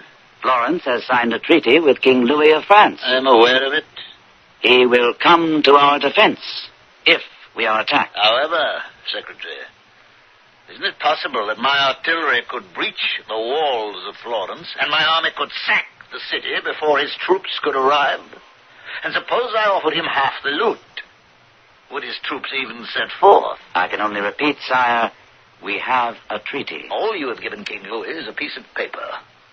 I can send him a wagon train loaded with gold, silver, precious stones, his share of the spoils of the city of Florence. I demand immediate payment for my troops. I shall write to the council and inform them of your demand. Why is it necessary to write? Give the approval yourself. I have no authority to do that. Do you see how untrustworthy your government is? They send me an ambassador who has no power to decide anything. Yes? This letter has just arrived from Florence, sire. Excuse me, Secretary, while I read his communication. Of course, Your Grace. No. This is infamous. Secretary, this is an outrage, even for Florence. Your Grace? I've just been informed that my kinsman, young Count Emilio de Forli, has been assassinated in your city last night. Your Grace, on behalf of Florence, may I express my deepest sympathy? I do not ask sympathy from Florence. I demand justice. I can assure Your Grace that justice will be done. My information tells me that the culprit is one Alfredo Petrucci. But since he is a member of an old and influential house, he will most likely escape justice. Alfredo Petrucci? Is your informant positive? He is a most reliable agent. No doubt. But I hasten to assure Your Grace that if Alfredo Petrucci is guilty, he will hang for his crime. Poor Emilio, hardly more than a child. So studious, so bright, such a brilliant future. But why should Alfredo have killed him? You know why, Secretary. to strike a blow against the Borgias, who unjustly are disliked in Florence. I insist that the culprit pay. Of course. I shall sit down this evening and write to the council about your very strong feelings in this matter. No, Secretary, I would prefer if you would leave for Florence the very first thing in the morning and convey those feelings in person. Tell your superiors, in no uncertain terms, that I will have justice.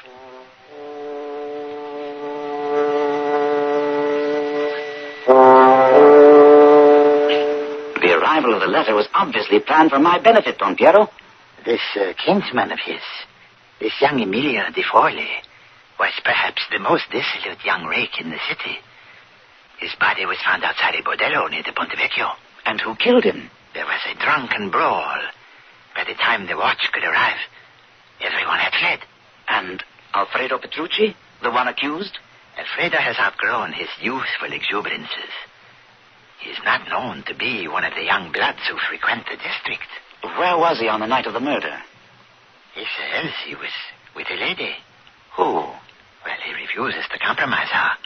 Now, Nicolo, we can pick up some vagabond and have him confess to the murder. I would advise against it, sire. There are ways to extract a confession. Yes, but for reasons of his own, Cesare Borgia wants the blood of Alfredo Petrucci, and the council must decide whether or not he is to get it. He is asking us for a favor. Yes, Don Piero. And he is placing himself in our debt. It means he is willing to pay for it. Why? I cannot say, but the matter is of such great importance that we cannot dismiss it lightly. Why did Duke Cesare Borgia want Alfredo Petrucci tried and hanged for murder? There was no connection between them that I could see, and the relationship between himself and his slain kinsman, Emilio de Forli, was so distant and tenuous that it was almost non-existent. Finally, the council arrived at a decision. Nicolo, we have decided to arrest Alfredo Petrucci for the murder of Emilio de Forli. I see. What is it you see? I see that it may be desirable to appease Cesare Borgia by hanging Alfredo Petrucci. Have you also considered that the people will realize that Borgia is behind it and blame him for the execution of an innocent man? This will do him no good here politically. There is another possibility. May I speak freely, Don Piero? Always. While the people may be angry with Borgia, they may become furious with the council for giving in to him. Thus, in the long run, Borgia is ahead. There must be a way to do this, Nicolo. There must be a way. He looked at me as he said it. So naturally, what he meant was that I must find a way. But how? Until I could discover just why Borgia wanted Alfredo Petrucci's life, I could see no way to solve the problem. Indeed, I didn't even know what the problem was. And then, one day, I found out. She told me. She, Caterina di Modena, one of the most beautiful women in Italy, and the mistress of Cesare Borgia. Messere Machiavelli. So kind of you to come. What man could lightly refuse a summons from the Queen of Beauty? May I offer you refreshment? I would rather you offered me enlightenment. They have arrested Alfredo Petrucci. And how does this concern you, Monna Caterina? May I rely on your honor? Of course. I love him. You love Alfredo Petrucci? Desperately. I see.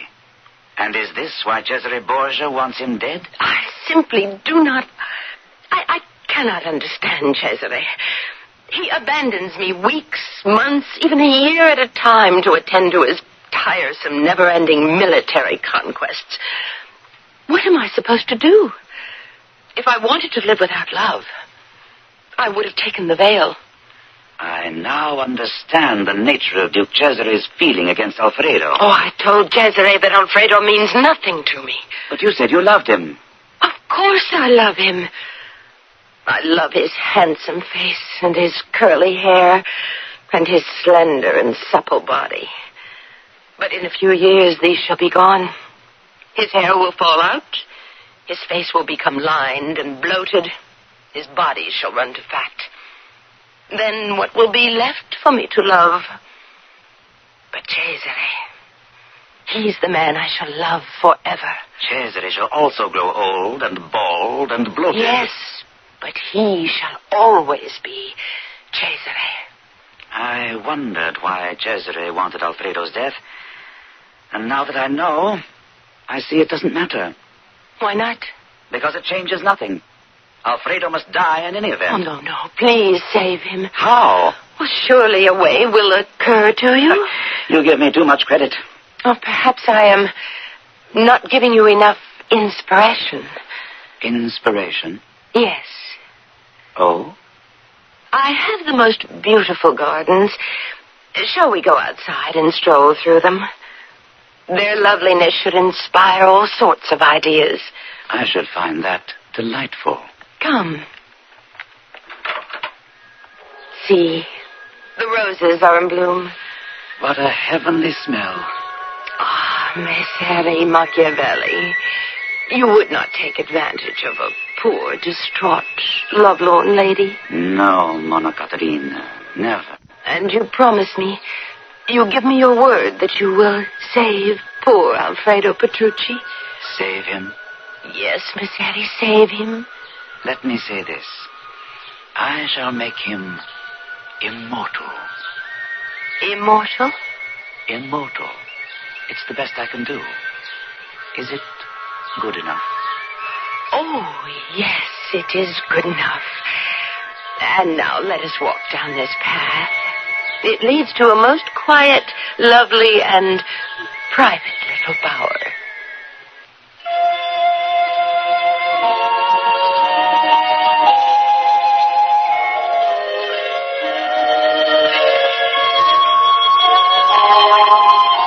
And so we close on a stroll down a garden path. But who is taking whom for a walk? She seems to be quite a woman, this Caterina di Modena. Also, one who is considerably ahead of her time. But can she be ahead of Niccolo Machiavelli? This will form the substance of Act 2 shortly.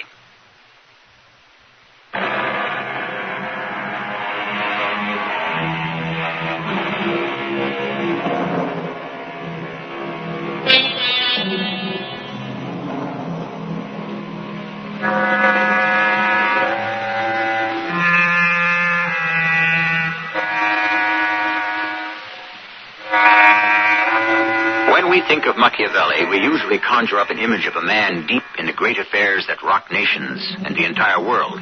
Actually, he operated on a more modest scale. His philosophy was based on some very basic observations of human nature and could be expressed in rather simple, straightforward terms. For instance, he is credited by many as being the author of the expression, "There is no use crying over spilt milk." And just because Alfredo Petrucci has slept with his mistress, Caterina de Modena, Cesare Borgia wants us to hang him on these trumped-up charges of murder? Yes, Don Piero. What do you make of it, Niccolo? I think, sire, that Borgia has decided not to press us too hard for the money to pay his condottieri. Why? He is not too sure of King Louis of France. He, too, is playing for time.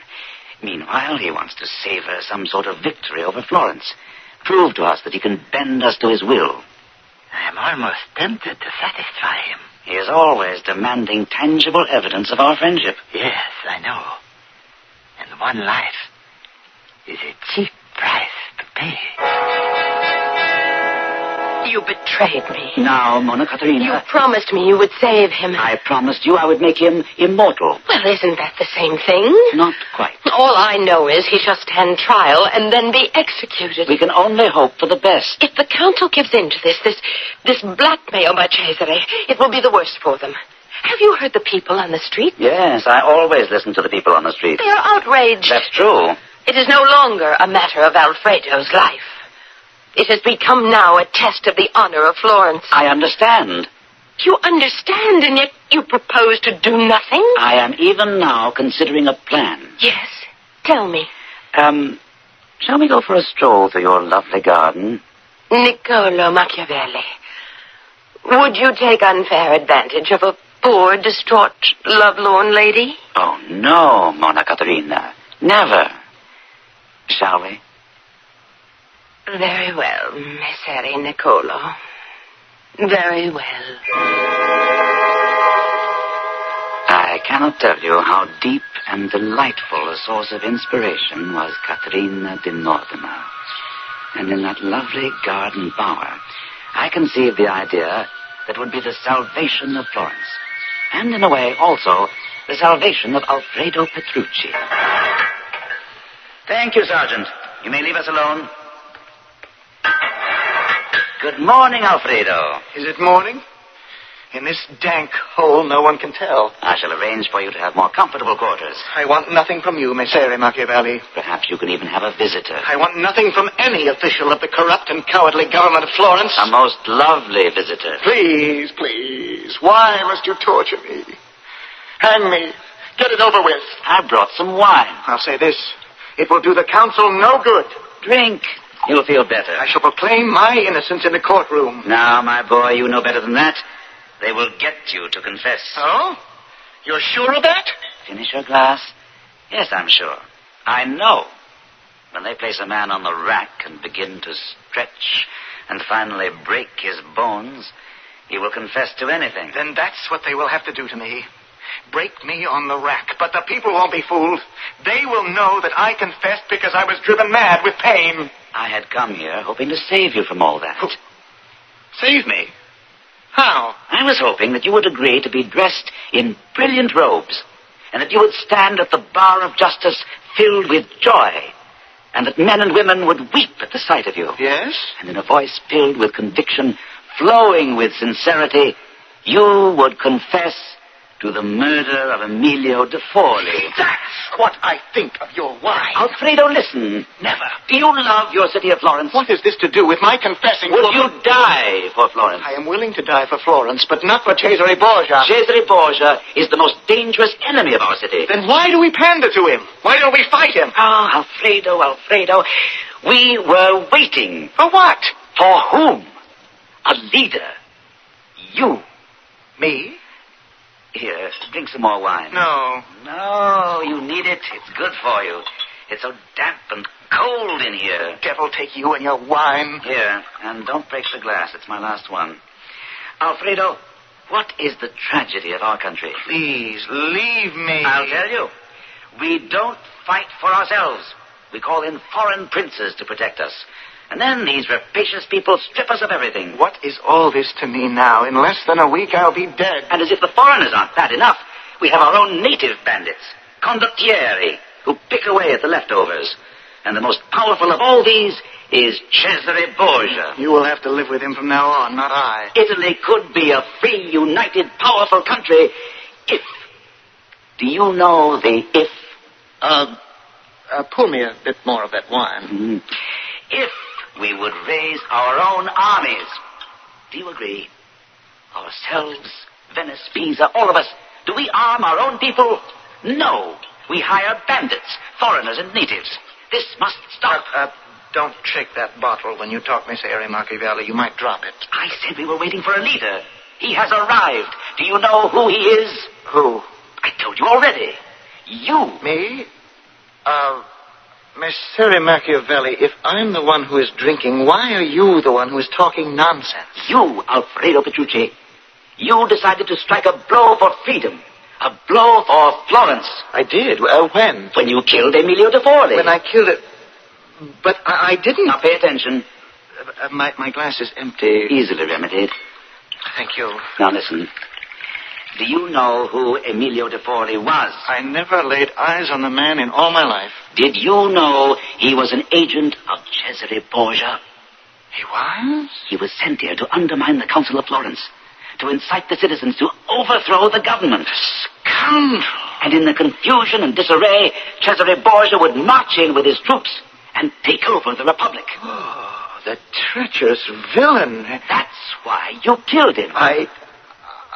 I what? That's why you killed him.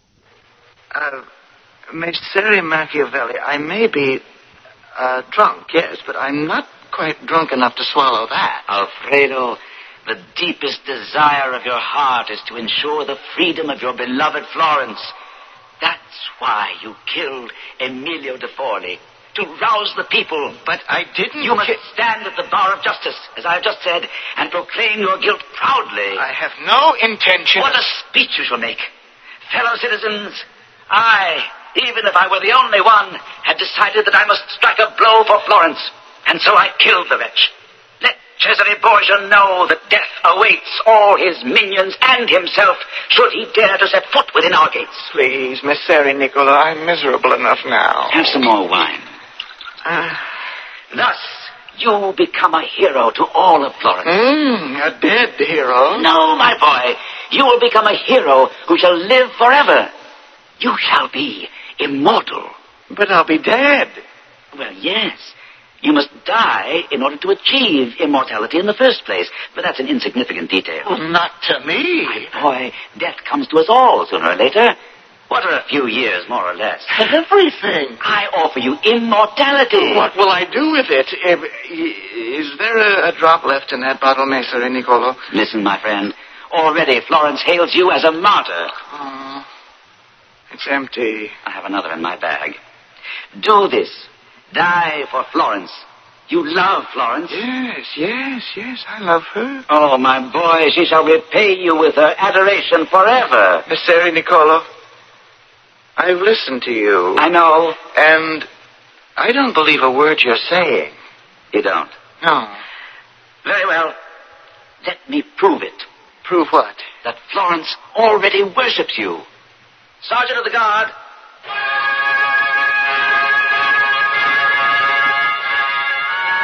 And so I took him out of the prison under escort. We rode through the streets of the city. The people crowded along the route. And along the way, you could hear whispers, excited whispers. It's Alfredo Petrucci, Alfredo the martyr, Alfredo the saint. See, Alfredo, what did I tell you? See the people? I don't know what to say. Why is everyone so quiet? If you were just an ordinary hero, the air would be split with shouts and cheers and salutes. But you, Alfredo Petrucci, are destined for immortality. And this is the respectful silence which is louder than all the artillery of Cesare Borgia. But I don't understand. Already they've been told why you killed Emilio. But I didn't kill him. Who is right? You or the entire city? But... My boy, look at these faces. See what you have done. See the fires that smolder in everyone's eyes. See the resolve on everyone's jaw. You have turned Florence into a proud city. A city that will fight for its freedom. Don't betray these people.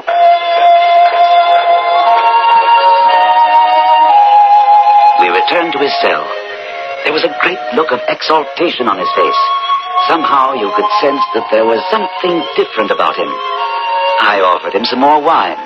No, thank you, Niccolo. Well, Alfredo, you saw for yourself. Yes, I saw. I saw how my deepest and dearest wish could be fulfilled. If I die now, I will live forever. They will sing songs about you, write verses. Your picture shall adorn every patriotic home in Florence. You're right. I must die for the murder of Emilio de Forli. How clearly I see it.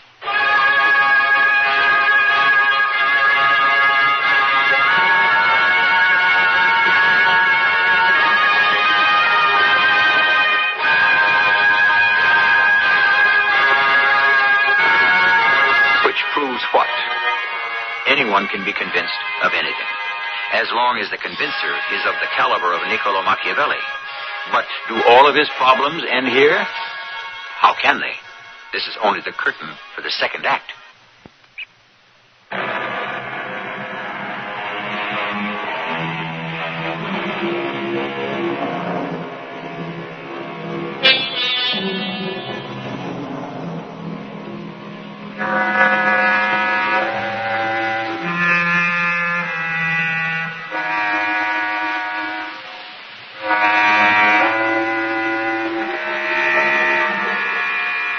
Today's politicians could borrow a leaf from the book of Niccolo Machiavelli, and the successful ones already have. The story we are telling you now concerns Niccolo Machiavelli when he was younger and first learning the business. You must agree, he was quite an apt pupil. Ah, Niccolo. Don Piero, I have solved the problem. Good. Alfredo Petrucci will confess to the murder of Emilio de Forli. He killed him because Forli was a spy for Cesare Borgia. In short, it was a patriotic murder. Excellent. Thus, he dies a martyr, and the entire Republic of Florence is united in its hatred of Cesare Borgia. Splendid, Niccolo. I always knew we could depend on you. Thank you, sire. Alfredo Petrucci. He had been transferred to a rather comfortable suite of rooms in the council building itself.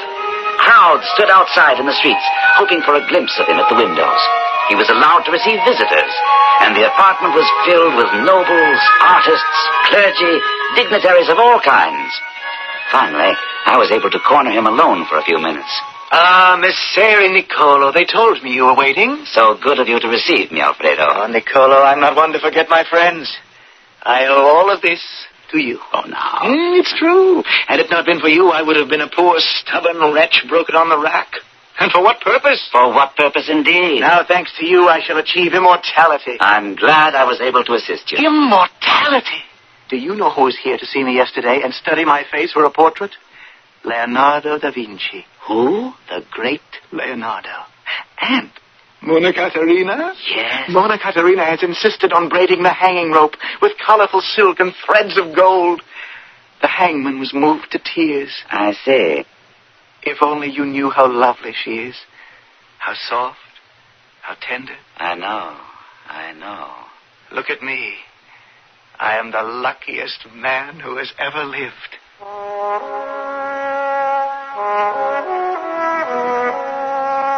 Niccolo, sit down. Sit down. Alfredo's trial begins tomorrow. Yes. Is something wrong? It is why I have sent for you. I have just received a letter from King Louis of France. Yes, Don Piero. He wants Alfredo to plead not guilty, and he wants me to instruct the court to acquit him. But why? Alfredo's sister, Diana. It seems she is the mistress of the Chevalier Saint-Denis, who is the king's nearest and dearest friend. Why does everybody's mistress always seem to be getting us into these scrapes? So, Alfredo must change his plea. But it would be good for Florence if he were hanged for that murder. I agree. It would unify the city and fan the fires of patriotism. Which may also be an element in King Louis's thinking. Alfredo even wants to plead guilty. I know. What's to be done now? Now, you must talk him out of it. But I don't know if I can do that. Why not? You talked him into it. Messere Niccolo, I sent for you because I am highly displeased. I am devastated if I am the cause No, of any... I won't let you talk around me.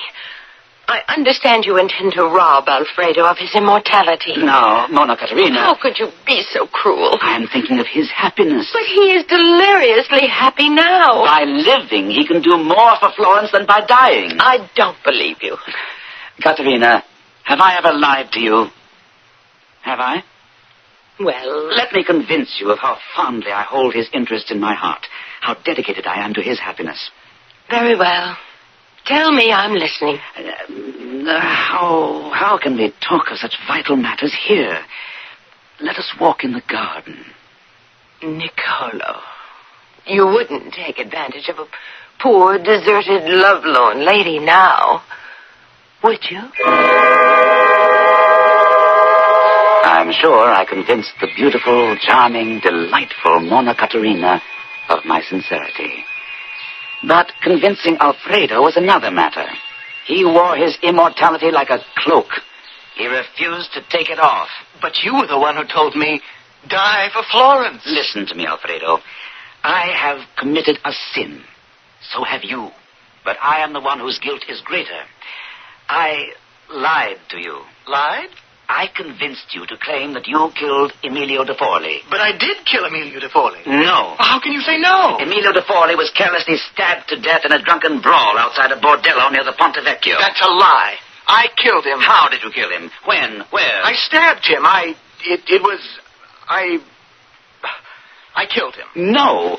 But you promised me immortality. I know, but things change. I don't care. I have seen immortality. I have touched it. I've tasted it. Alfredo, immortality is only granted to us by the Creator. You cannot earn immortality if you go to a liar's death. But it's not a lie. I want to stand in the condemned box. I want to hurl my accusation at Cesare Borgia. I want to go to my patriot's death and my hero's reward. My poor Alfredo. And nothing you can hope to say will deprive me of it. It looked that way, and it seemed that perhaps he might not be the only prisoner in the box. I had a most unsatisfactory interview with Don Piero Soderini, president of the council.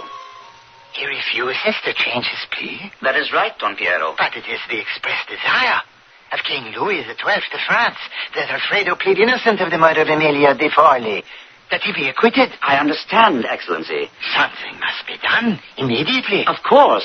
It was your idea to begin with. This whole harebrained scheme to have him proclaim his guilt in order to fan the patriotic flame in Florence, wasn't it? Yes, Don Piero. So, now, you will get that boy to change his pleas. Do you understand? I understood only too well. But what could I say to Alfredo?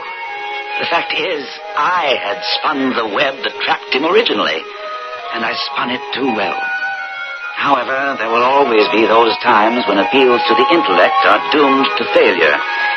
That is when we must think of other parts of the human organism.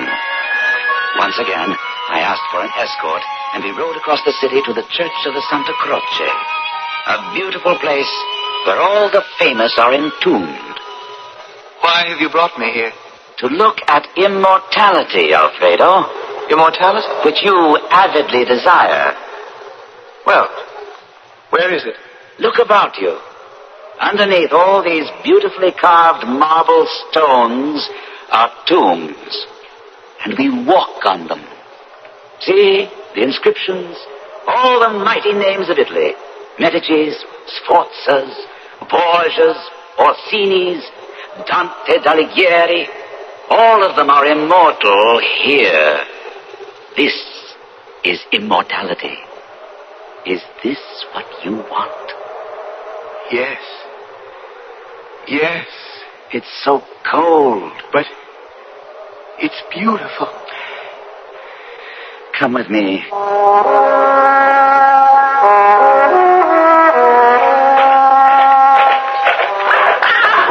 Well, this is the home of Monna Caterina. Come, let us dismount. Why have you brought me here? We shall go this way, around the side, to the beautiful gardens. Monna. My Monna Caterina. Hurry, hurry. See, the garden. Isn't it just the way you remembered it? Ah, how could I forget? At the church you saw, you felt the damp, cold chill of immortality. I have brought you here so that you may feel the sweet, warm breath of mortality. Caterina, is she here? Is she here? What shall it be, my young hero? A cold tomorrow under the floor of Santa Croce? Or a warm today in the arms of Monna Caterina? Here in the quiet, lovely, private bower where she comes to you. Decide. It wasn't really a difficult decision, nor did it take very long. I went home feeling quite pleased with myself. I had saved my career and possibly my freedom, if not my life, when a summons came to appear before Don Piero. Now what? Niccolo, you must do it all over again. Do what, Your Highness? We have just received word. Cesare Borgia is incensed. He feels we have broken our word in this Alfredo Petrucci matter. He wants him to hang. But King Louis wants him to go free. Borgia is even now en route to Florence with an army of 10,000 men. King Louis is too far away to be of any use to us. Niccolo, you were right. We must fan the flames of patriotism. Only the Florentines can now defend Florence. Yes, Don Piero. And so, to fling this challenge in Borgia's face, we must have Alfredo proclaim that he killed Borgia's henchman. Yes, sire. I am aware that this may present you with a certain amount of difficulty, but I have every confidence in your powers of persuasion.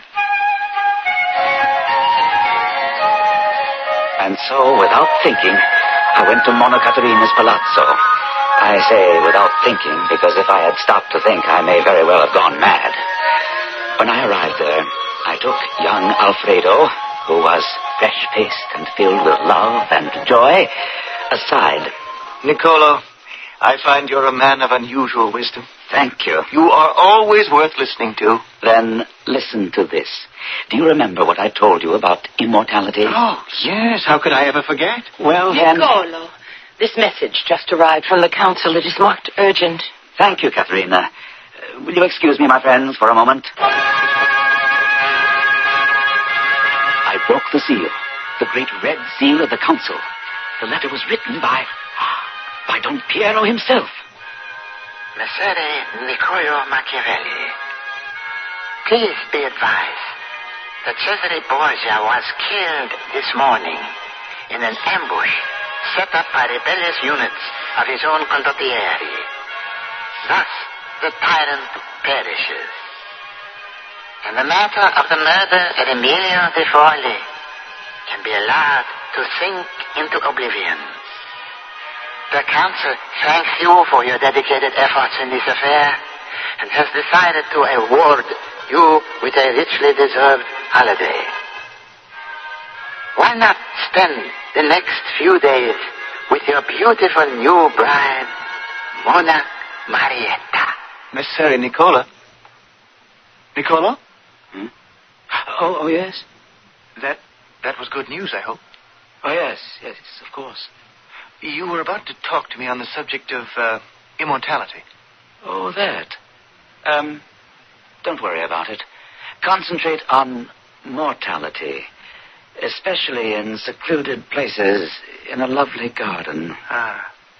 And do you have such a place in your gardens? No, but I'm on my way home right now to build one.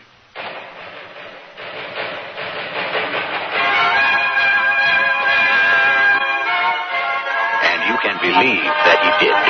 Because Niccolo Machiavelli was a man who enjoyed all the delights life had to offer. Yes, we live once, he said, and whatever joys we miss forever. But you won't miss me. I shall be back shortly.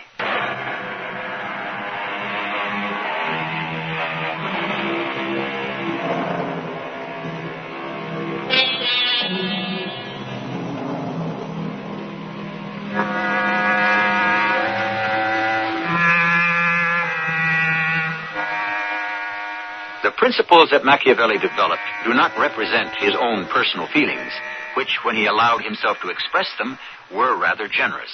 Rather, they emerged from what he saw. He lived among the powerful, and his writings merely reflect their actions. And, of course, when he says that those who rule are unaware of morality and responsive only to expediency, who can prove him wrong? Our cast included Gordon Gould, Mandel Kramer, Russell Horton, and Joyce Gordon. The entire production was under the direction of Hyman Brown. And now, a preview of our next tale. Oh, Phyllis, what do you want? Maybe just to know who I'm talking to. Is this really Dr. Hall? Internist, endocrinologist, research fellow in a welter of medical technical terms I don't understand? Or is this just fun-loving Gary, whose sexual appetites are never quite satisfied? I don't know what you're talking about, Phyllis, but really I Look, you know exactly what I'm talking about. I want you to fire that so-called female doctor who was sharing your research lab these last 2 months and come on home. Phyllis, be reasonable. Dr. Thurston is invaluable to me. Get rid of her. I've had it. You'll march to my tune, or I'll bring our house of cards down around our ears. I could kill her. Why do you jump every time she pulls the string? No, I'm brainwashed. There's nothing else I can do. Why don't you get rid of her? This is E.G. Marshall inviting you to return to our Mystery Theater for another adventure in the macabre. Until next time, pleasant dreams.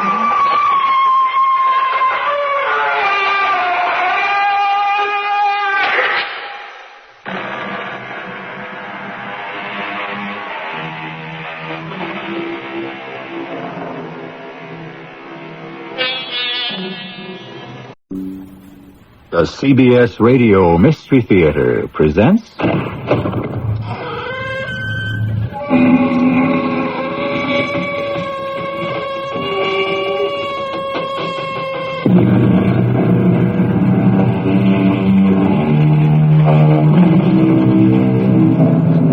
Come in.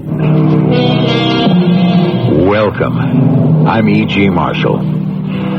Something for Nothing has been the quest of the light-fingered, the swindlers, those too lazy to work honestly, and the men whose story you're about to hear. It has been said there is a thief in every one of us, but somehow most of us manage to keep him locked up. But sometimes temptation gets the upper hand. Phil, what are you doing? I'm pulling back the safety catch of this pistol. Then I'm going to fire it at you. And then wipe away my fingerprints and place the gun in your right hand. But why? Why? What did I do? I can't trust you anymore, partner. Therefore, our partnership is hereby dissolved.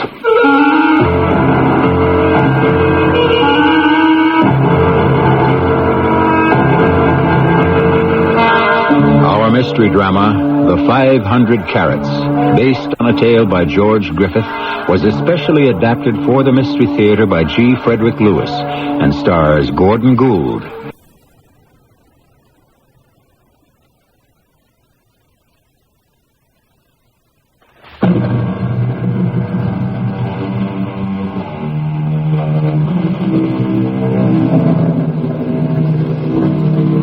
One doesn't have to say the word Kimberley twice to know it means diamonds. And one of the most famous in South Africa was the Conception Diamond, because Conception Bay is where it was found and lost, all 500 carats of it. The last man to see it was Philip Marsden. That gentleman at this moment sits behind bars in the Johannesburg jail with another gentleman, Inspector Grace. The reason I asked you to come to my cell, Inspector, is to try to make you believe I do not have the Conception Diamond, nor do I know where it is. The only time I had possession of the stone was inside the company offices. It was locked in the firm's safe, and for you to have held me on such meager evidence as you have is illegal. Unfortunately for you, Marsden, the law decides its own legality. You had access to the diamond, and although we don't know how, you could have spirited it out of the building. Inspector, you don't understand me at all. This has been going on too long. I've been searched and followed and kept at bay for weeks. I'm at the end of what I can stand and retain my sanity.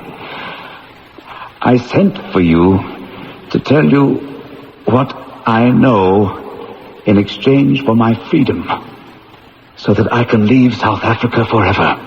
And if you tell me everything, we might strike a bargain. I'll trust you.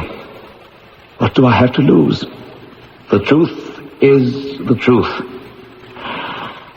2 months ago, there was an incredible find at the Conception mine. I was with the director when it was brought in. Sir Hugh, this stone was delivered by hand. Oh, something extraordinary, eh? Bring it here, Delbert. Good Lord. Marsden, come and have a look at this. Why, it's certainly a remarkable stone. Has it been weighed? Oh, not yet, Mr. Marsden. Magnificent. Yes, on the face of it, I'd say a perfect octahedron. Where was it found, Derwent? At the 800-foot level at Conception. Well, I think the managing director should see this. The other chap's upstairs before we lock it up. Shall I give the managing director a call? No, I will. Marston, you take it up to the diamond room and have it weighed. By the way, take Derwent along with you. I've been very pleased with your work for the firm, Derwent. I think we'll make you Mr. Marston's assistant. What do you say, Marston? He's a good man. Welcome aboard, Derwent. Oh, thank you, sir. I'll show you the way up. Give me a buzz when you get the exact weight, will you? I'll call insurance and come up for another look. When we get to the top of these circular metal stairs... It's like climbing up a lighthouse. I've never been up here before. Turn right, and there'll be a door with a safety grill. Press the button. And we wait for someone to open the Judas window. Oh, the what? That little closed window in the door. That's what they call it. Hello. Oh, it's you, Marston. Come in. And Derwent. And something else, which should knock your eye out. Gentlemen, gather round the scales, and we'll weigh the stone. 400, 420, 450, 500, a little more, 505. 505 carats. That's the largest since the Junker and the Jubilee. Wait till I tell the old man. Get me Sir Hugh, will you? Marston, I've been waiting for your call. Sir Hugh, 505 carats. Lock it up. I'll call Cape Town and tell them we're sending it down. I say, Marston, was the managing director pleased? Well, he didn't get up here, sir. Oh, I'll have the safe unlocked and show it to him later.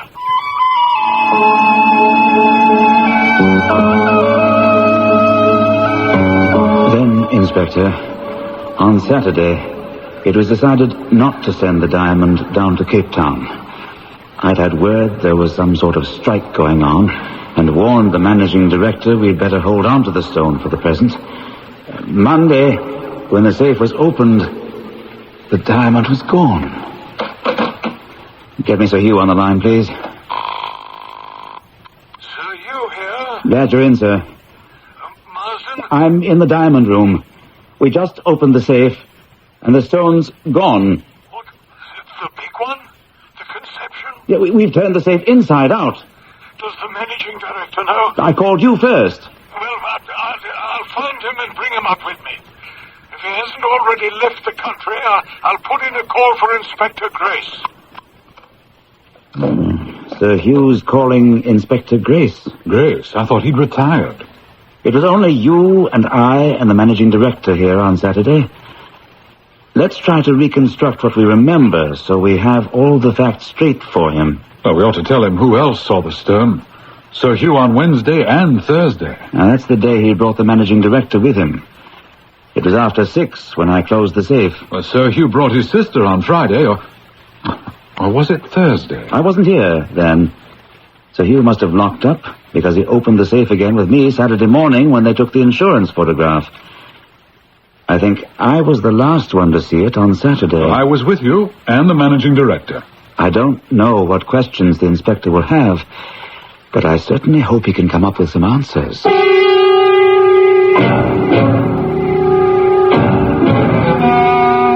Gentlemen, this is Inspector Grace.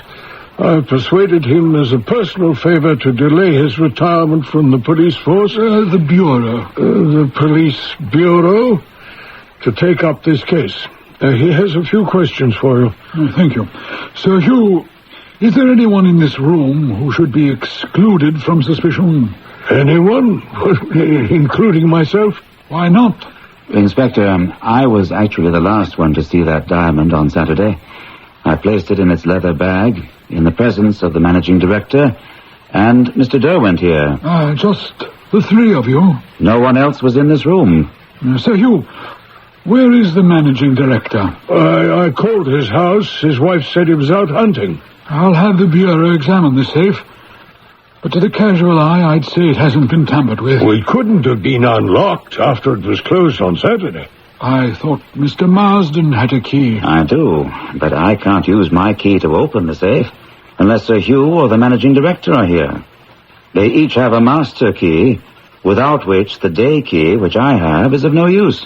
You're absolutely convinced you saw the diamond yourself when you locked up Saturday? Oh, without question. Mr. Marsden's been with the firm 20 years.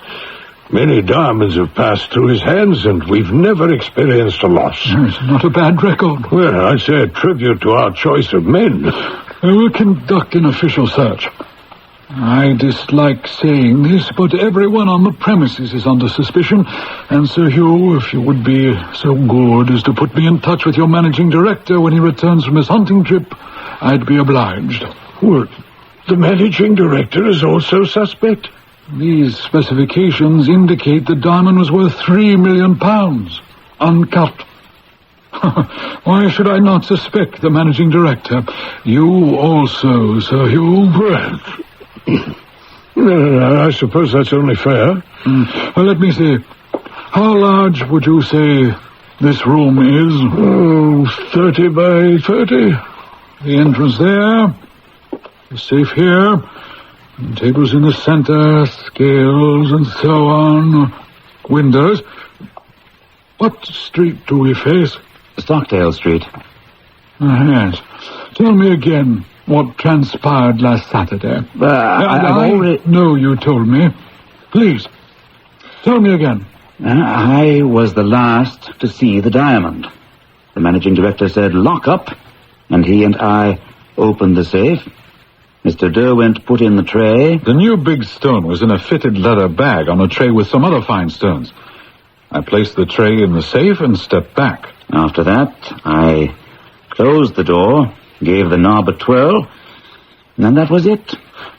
So is it against the regulations if I smoke? Oh, no, not at all. May I borrow a match? Marsden, light the inspector's cigar for him, will you? Excuse me, Inspector. Yes, that does make it a bit steamy. Mind if I open a window?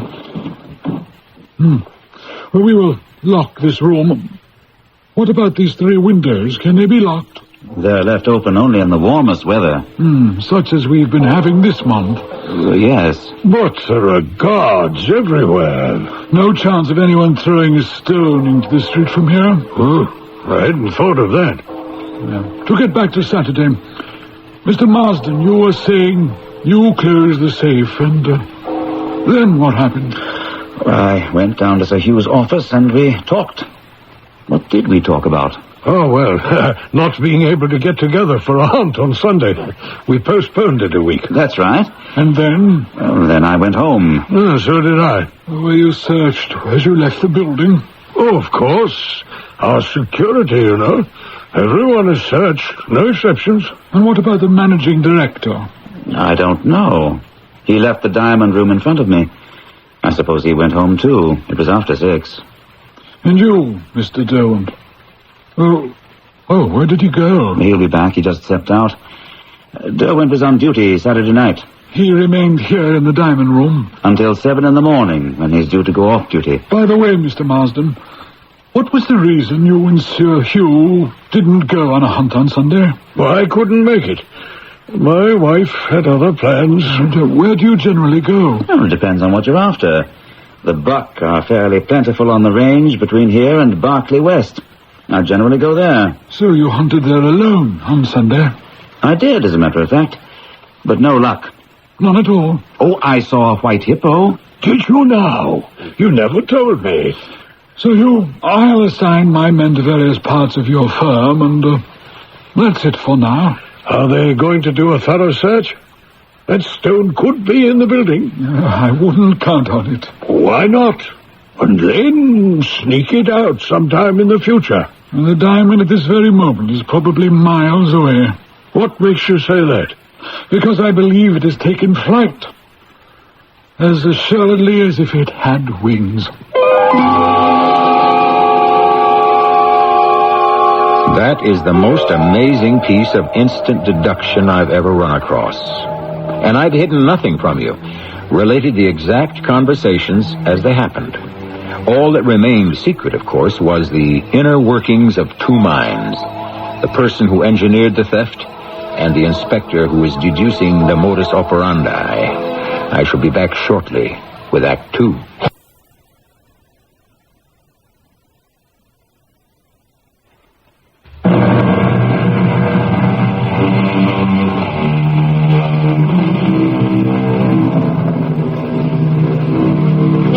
Unquestionably, the most valuable treasure per square centimeter is that piece of crystallized carbon we call a diamond.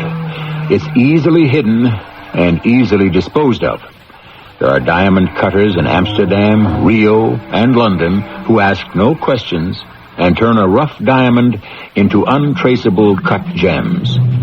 This is what prompts Inspector Grace to apply all heat and speed to solving the theft. In the Johannesburg jail, he sits with the accused thief, Philip Marsden. You have me, Inspector, but you don't have the diamond. Not yet. I sent for you to see me in my cell because I don't think I can go on much longer like this without losing my mind. Confession is good for the soul, Marsden. Before I go on, will you tell me how you were able to guess the manner the diamond left consolidated? I'll be glad to. I followed the old adage, where there's smoke, there's fire. Smoke? Fire? Smoke rings, to be more precise.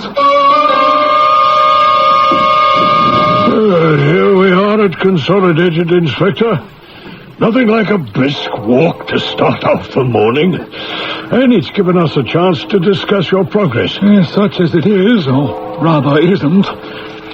Would you like a cigar? No thanks. Well, any more on your theory of the flying diamond? I see you're again without a match. Well, this time I'm equipped. Here, let me. Thank you. Helps me think. Yeah. Well, I had to give it up. But I love the smell of a good cigar. I say, you're very good at that. I was never able to blow smoke rings that perfect. You just lean your head back, pucker your lips, and blow. Yeah. Look, that ring keeps its shape a long time, doesn't it? Well, it's practically up to our second story. Yes, notice where it's going now. Caught in some current of air and drifting across the street out toward the hills. I love those hills and the veldt beyond. We're really got pretty country in South Africa.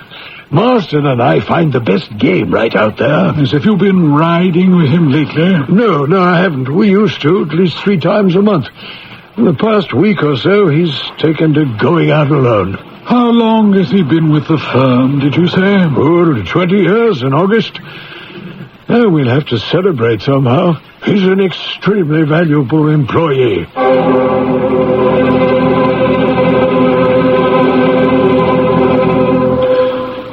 Marsden, when I saw that smoke ring blowing in the direction of the hills and thought back to the day I stood by the window in the diamond room smoking, that smoke ring did exactly the same thing.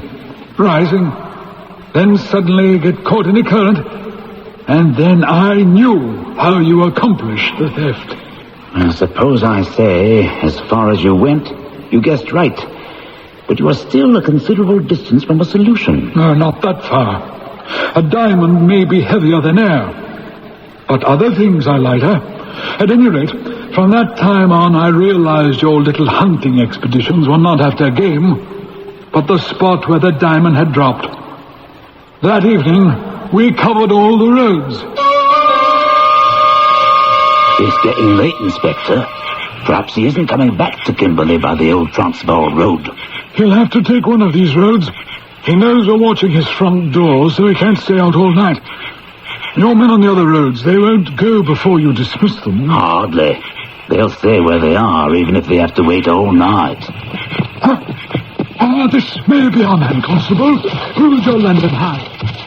Oh, stop right there. Whatever's the matter with you, Inspector Grace?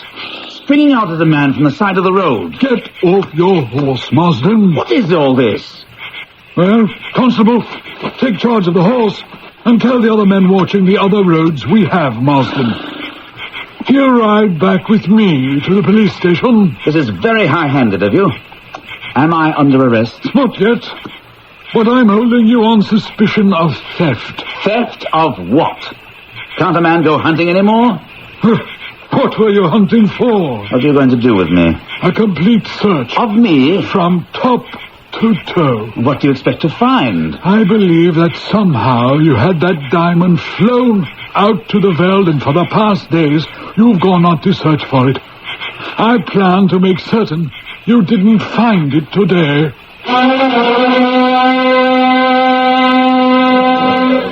Gentlemen, I've asked all the senior staff to join me here today. That is all but the managing director, who I understand has a touch of the flu. He's asked that we meet this morning, for he has something to tell us. Inspector Grace. Last night we detained Mr. Philip Marsden of your staff and had him searched. We suspected he knew the whereabouts of the Conception diamond and had gone out beyond the hills to recover it. But I was mistaken. Therefore, at Mr. Marsden's request, I am making public my apology. Oh, very sporting of you, Inspector. Marsden, I had no hand whatever in this matter, having left to the inspector all responsibility. So far as I am concerned, and I speak for the managing director and the board of governors, we never thought you were in any way culpable.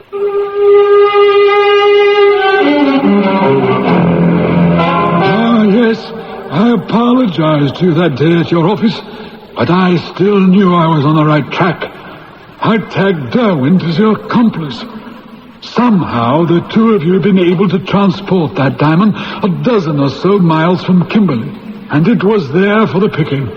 I was sure you were just waiting for me to give up and stop watching you. Yes, but you wouldn't. Day after day, week after week. I could have killed you. That was our game. No matter how and when you went out into the hills, one of my men or I would be close by. I've never flown in one of these whirlybirds before, Charlie. It's quite enjoyable. It's a marvelous way to see the country. I've hired my helicopter out to catch poachers and rustlers, but never a diamond thief. Are we heading in the right direction? Yes, he always makes for the Berkeley Hills section. How long have you been dogging him? 3 months. Then it came to me in a flash. Charlie's got a helicopter. Rent it. The company's picking up the tab. Well, he shouldn't be too hard to spot from up here. Up there he is. See him on that horse going through the ravine? Sure do. Now what? Can you just hover here and wait? Now he stopped now, see? If you keep your bird in one place, I can focus these binoculars. I can get a little closer and then gain altitude. There he goes, turning his horse around slowly. I think he's spotted the direction or something. He's heading for that flat part of the veld. What do we do? See, up ahead, that little flat basin. It's about a half a mile ahead of him. Can we land there? Land? But he's bound to see it. I want him to, if he hasn't already. How do you expect him to dig up that diamond if he knows he's being watched? He won't. That's the whole idea.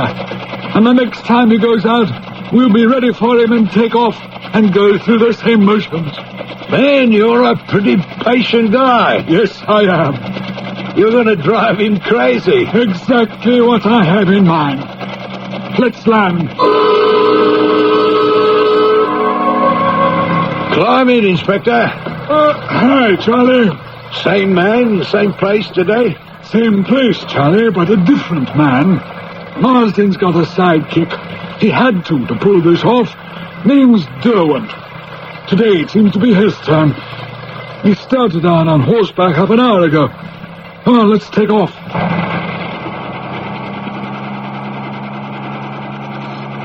Marston has black hair, remember? Derwent's is red. Well, on a hot day like this, no one's going to be out on the veldt without a hat. Charlie, you're familiar with police procedure? Pretty much. Yeah, I've been in a lot of cases. Good. I'm deputizing you as an officer. I think Derwent may be a lot more nervy than Marsden. Is Marsden running scared? Close to it. His boss says he's very jittery, and I think that's why his pal is taking over. Let's head for that same place we landed last time and walk back to Mr. Derwent. You're sure that's him? Hey, just took off his hat to fan himself, and that's all identification I need. You're right. That is some red hair.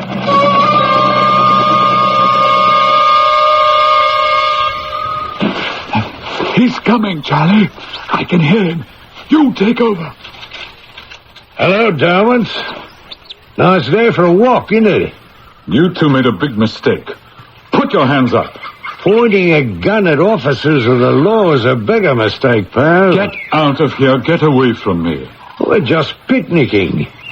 What are you so excited about? Get going. You heard me. Be sensible. Throw the gun on the ground. You're on my land. I have every right to defend it. Now you get out of here. Do you hear that, Inspector? It's his land. You wouldn't happen to have a deed on you, would you? I didn't know it was your land. I just bought it. You can see the stake marks.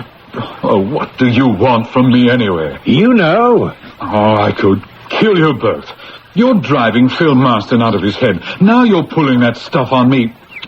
I don't need this gun. You can have it. It's empty anyway. I wasn't threatening you with any harm. Nice gun. You have a permit for it? Of course I have. May I see it, please? But I don't have it with me. I came out for a ride to look at my property. Who takes papers? But you took a pistol. Why are you picking on us? You arrested Philip Marston. Now you're following me. What kind of justice is that? If we didn't know differently, we'd leave you alone. But you're a crook. And so is Marsden. All right, Inspector, he's all yours. You want to arrest him or let him go? I'll give him his gun back. He probably does have a permit. You're not fooling anyone, Derwent. We can wait just as long as you can.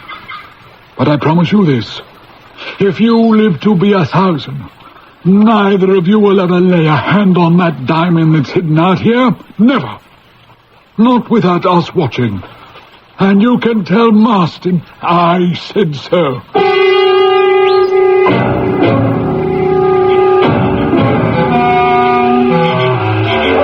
Derwent? Marston? You can come out of the woods. I've been out there for hours. There's been a policeman outside my house until just now, midnight. Every single day. I'm not that happy about meeting in a cemetery at night. We're being followed and checked up on all the time. I left you the note to meet me here because we have to change our plans. Going out and looking is no good. We can't cover the area, and they won't let us alone. But they've got no proof. They don't need it. Someone else is bound to find it, Phil. It must still be tied to that red balloon. It's red. It's visible. We have got to keep trying. There's no other way. Anyway, how are we going to change our plans? I don't know. Derwent, I'm beat. I'm at the end of my rope. I can't live with this anymore. I'm going to tell the inspector how we did it. You're telling him nothing. What are you pointing that gun at me for? It's not loaded, Phil. But this is to warn you, it will be. You'd kill me for that. Money? You're darn right. Then don't kill me. The one we have to get out of the way is the inspector. If he's not around, we can move. Kill a police inspector? Oh, you're a lot crazier than I thought.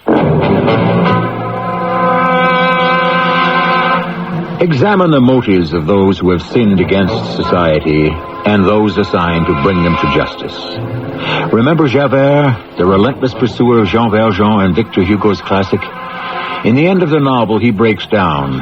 Here, I am an honest servant of the law, caught between two crimes. The crime of letting a man escape and the crime of arresting him. Let's see how the inspector grapples with this problem when I return shortly with Act 3.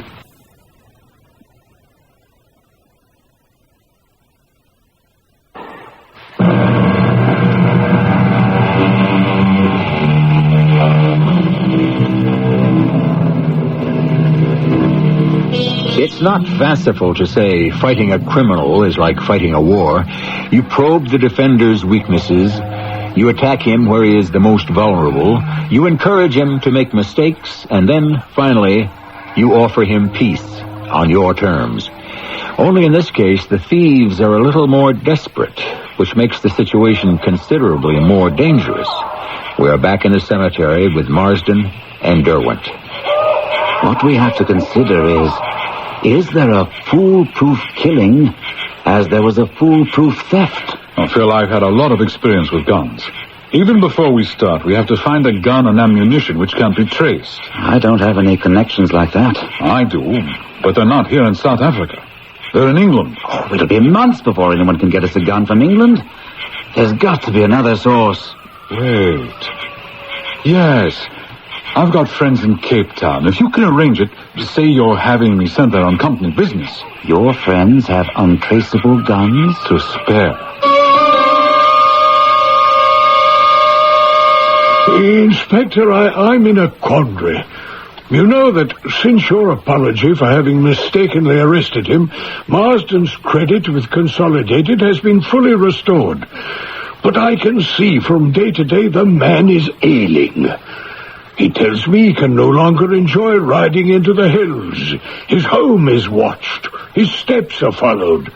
Your men are making his life miserable. Sir Hugh, do you want that diamond back or dead? Oh, what a question. Of course we do. I tell you, he engineered that disappearance. Now, picture yourself. You're a man of good background, 20 good years with Consolidated, living here in Kimberley on the average small salary. Well, we're not London, you know. And knowing that within a few miles, on a spot you alone might locate, there's a £3 million fortune. Yours for the picking up, if only you dare go and take it. But you don't dare do so. So it's out there, is that it? That is it. Oh, dear. Dreadful situation. You're driving the man out of his mind. I'm driving a thief out of his mind. I wish he'd confess so I could put him out of his misery and go and retire as I planned to. You're dead certain about this? Yes.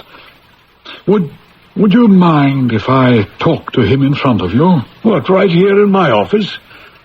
Well, no, not at all. Then have him in.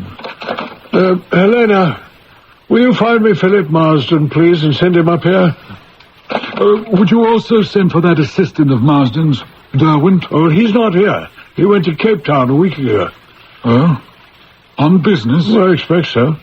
Marsden sent him. That's our shipping point. And to your knowledge, Derwent is not back yet. Well, I'm sure Marsden would have mentioned it. Come in.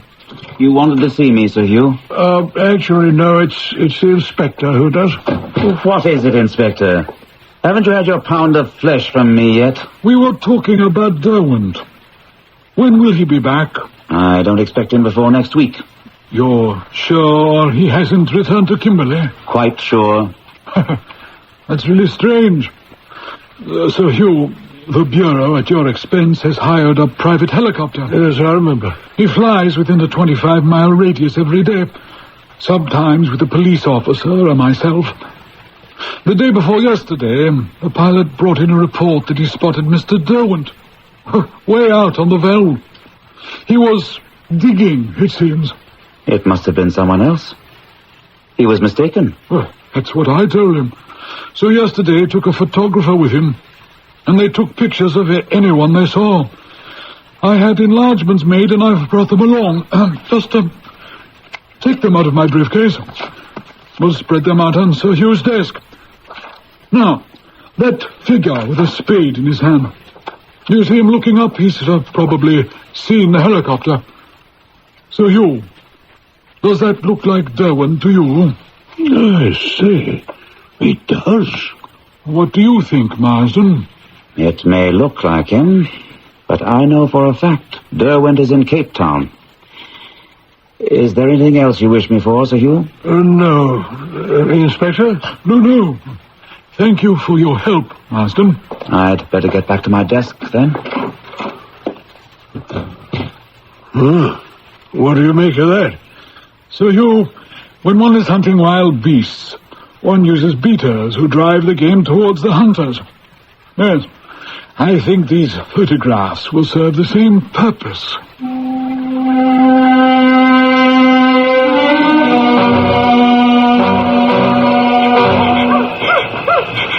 Who's there? Hello, Derwent. Did you get back from Cape Town sooner than you thought? I did.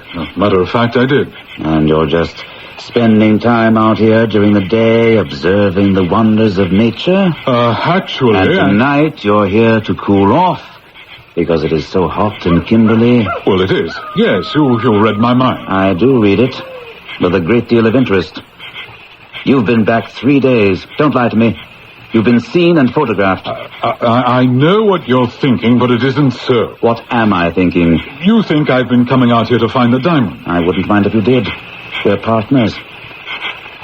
How did you make out with the revolver you were going to get from friends in Cape Town? Oh, yes, I got one. Completely untraceable, and ammunition for it, everything. I'm glad. I had an idea you might have got back, so this evening I went to your house to welcome you. I found the gun. Loaded. Is this it? Yes, that's it. Phil, what are you doing? I'm pulling back the safety catch. And then I'm going to fire it at you. And then rub away my fingerprints. And place the gun in your right hand. But why? Why? What did I do? I can't trust you anymore, partner. You've left me no alternative. So the partnership is hereby dissolved.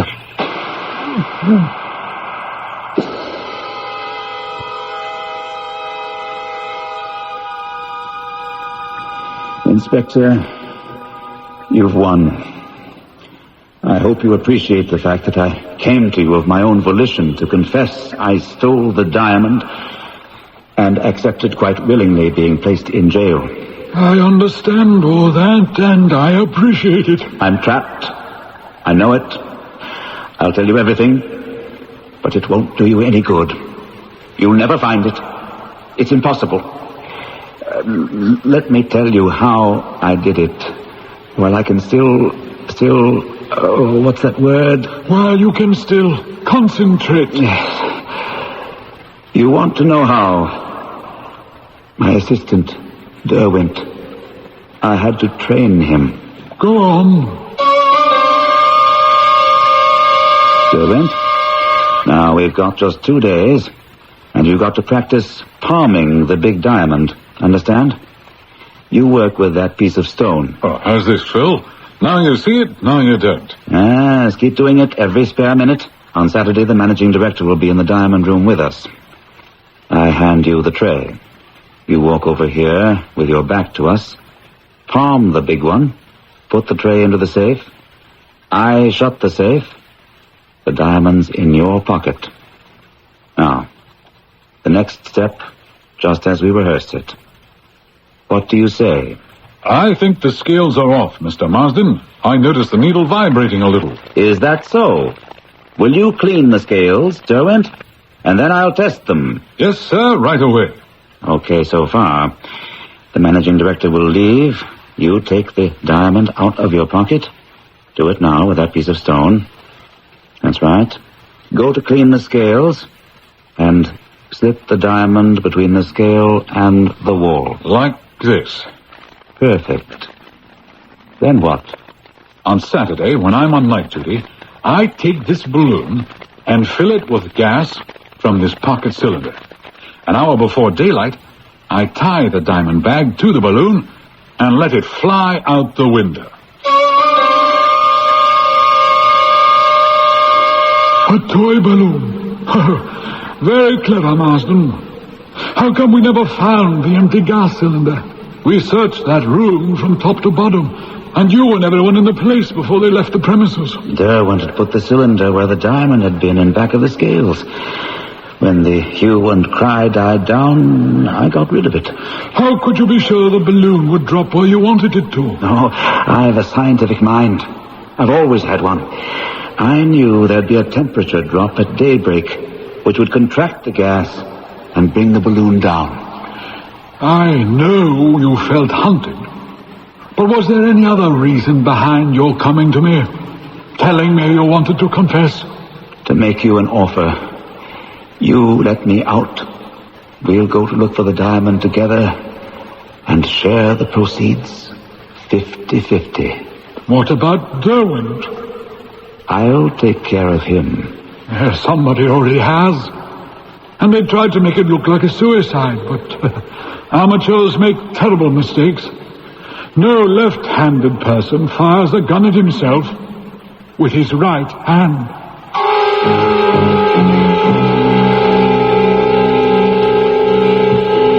I'm surprised.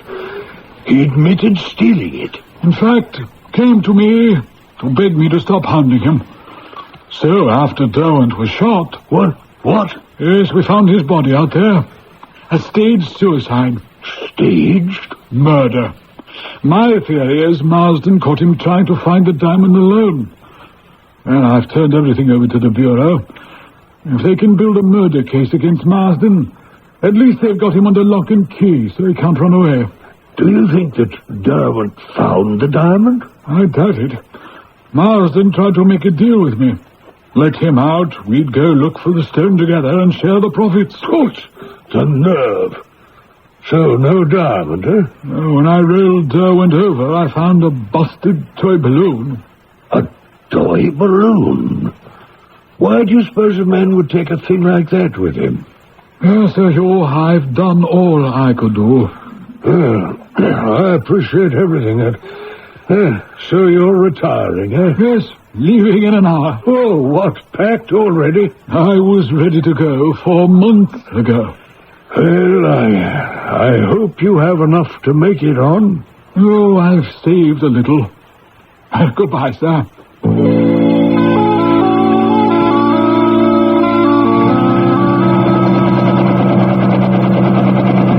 Inspector, I never thought my flying the helicopter for you would be so personally rewarding. £500 is more than I ever got for a charter flight. Well, Charlie, there comes a time in a man's life when he can see the end of the rainbow. When do you figure we'll get there? Oh, I'd say about 10 hours flying time. Good. You saved me a great many hours of traveling this way, and whatever I paid you, it's well worth it. How did you happen to pick Holland as a country to retire in? Oh, I don't know. It's quiet, it just suits me. Of all the places in the world to end up in, I'd say Holland was the least exciting. Not really. I mean, what has Amsterdam got besides tulips and windmills?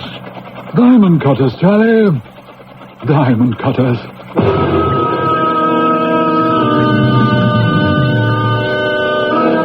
Your guess is as good as mine. But my guess is that by the time 505 carats are split up into smaller stones, Inspector Grace will have got for himself a generous annuity. What salves my conscience is that when a man retires from the force, he is no longer an officer of the law.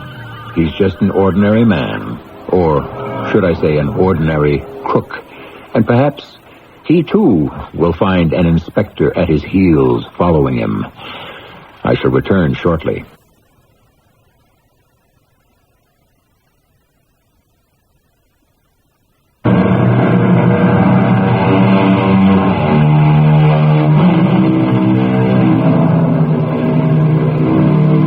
For that last word the Mystery Theater allows me, I sometimes place myself in the shoes of one of the story's characters. Say, Inspector Grace. Without batting an eye, he presents 505 carats to a diamond cutter in Amsterdam. There is payment, and a nest egg hatches into a chunk of money. Would I have the nerve? Could I comfort myself with George Bernard Shaw's opinion, the faults of the thief are the qualities of the financier? I don't know. I haven't tried it yet. Our cast included Gordon Gould, Lloyd Battista, and Court Benson. The entire production was under the direction of Hyman Brown. Radio.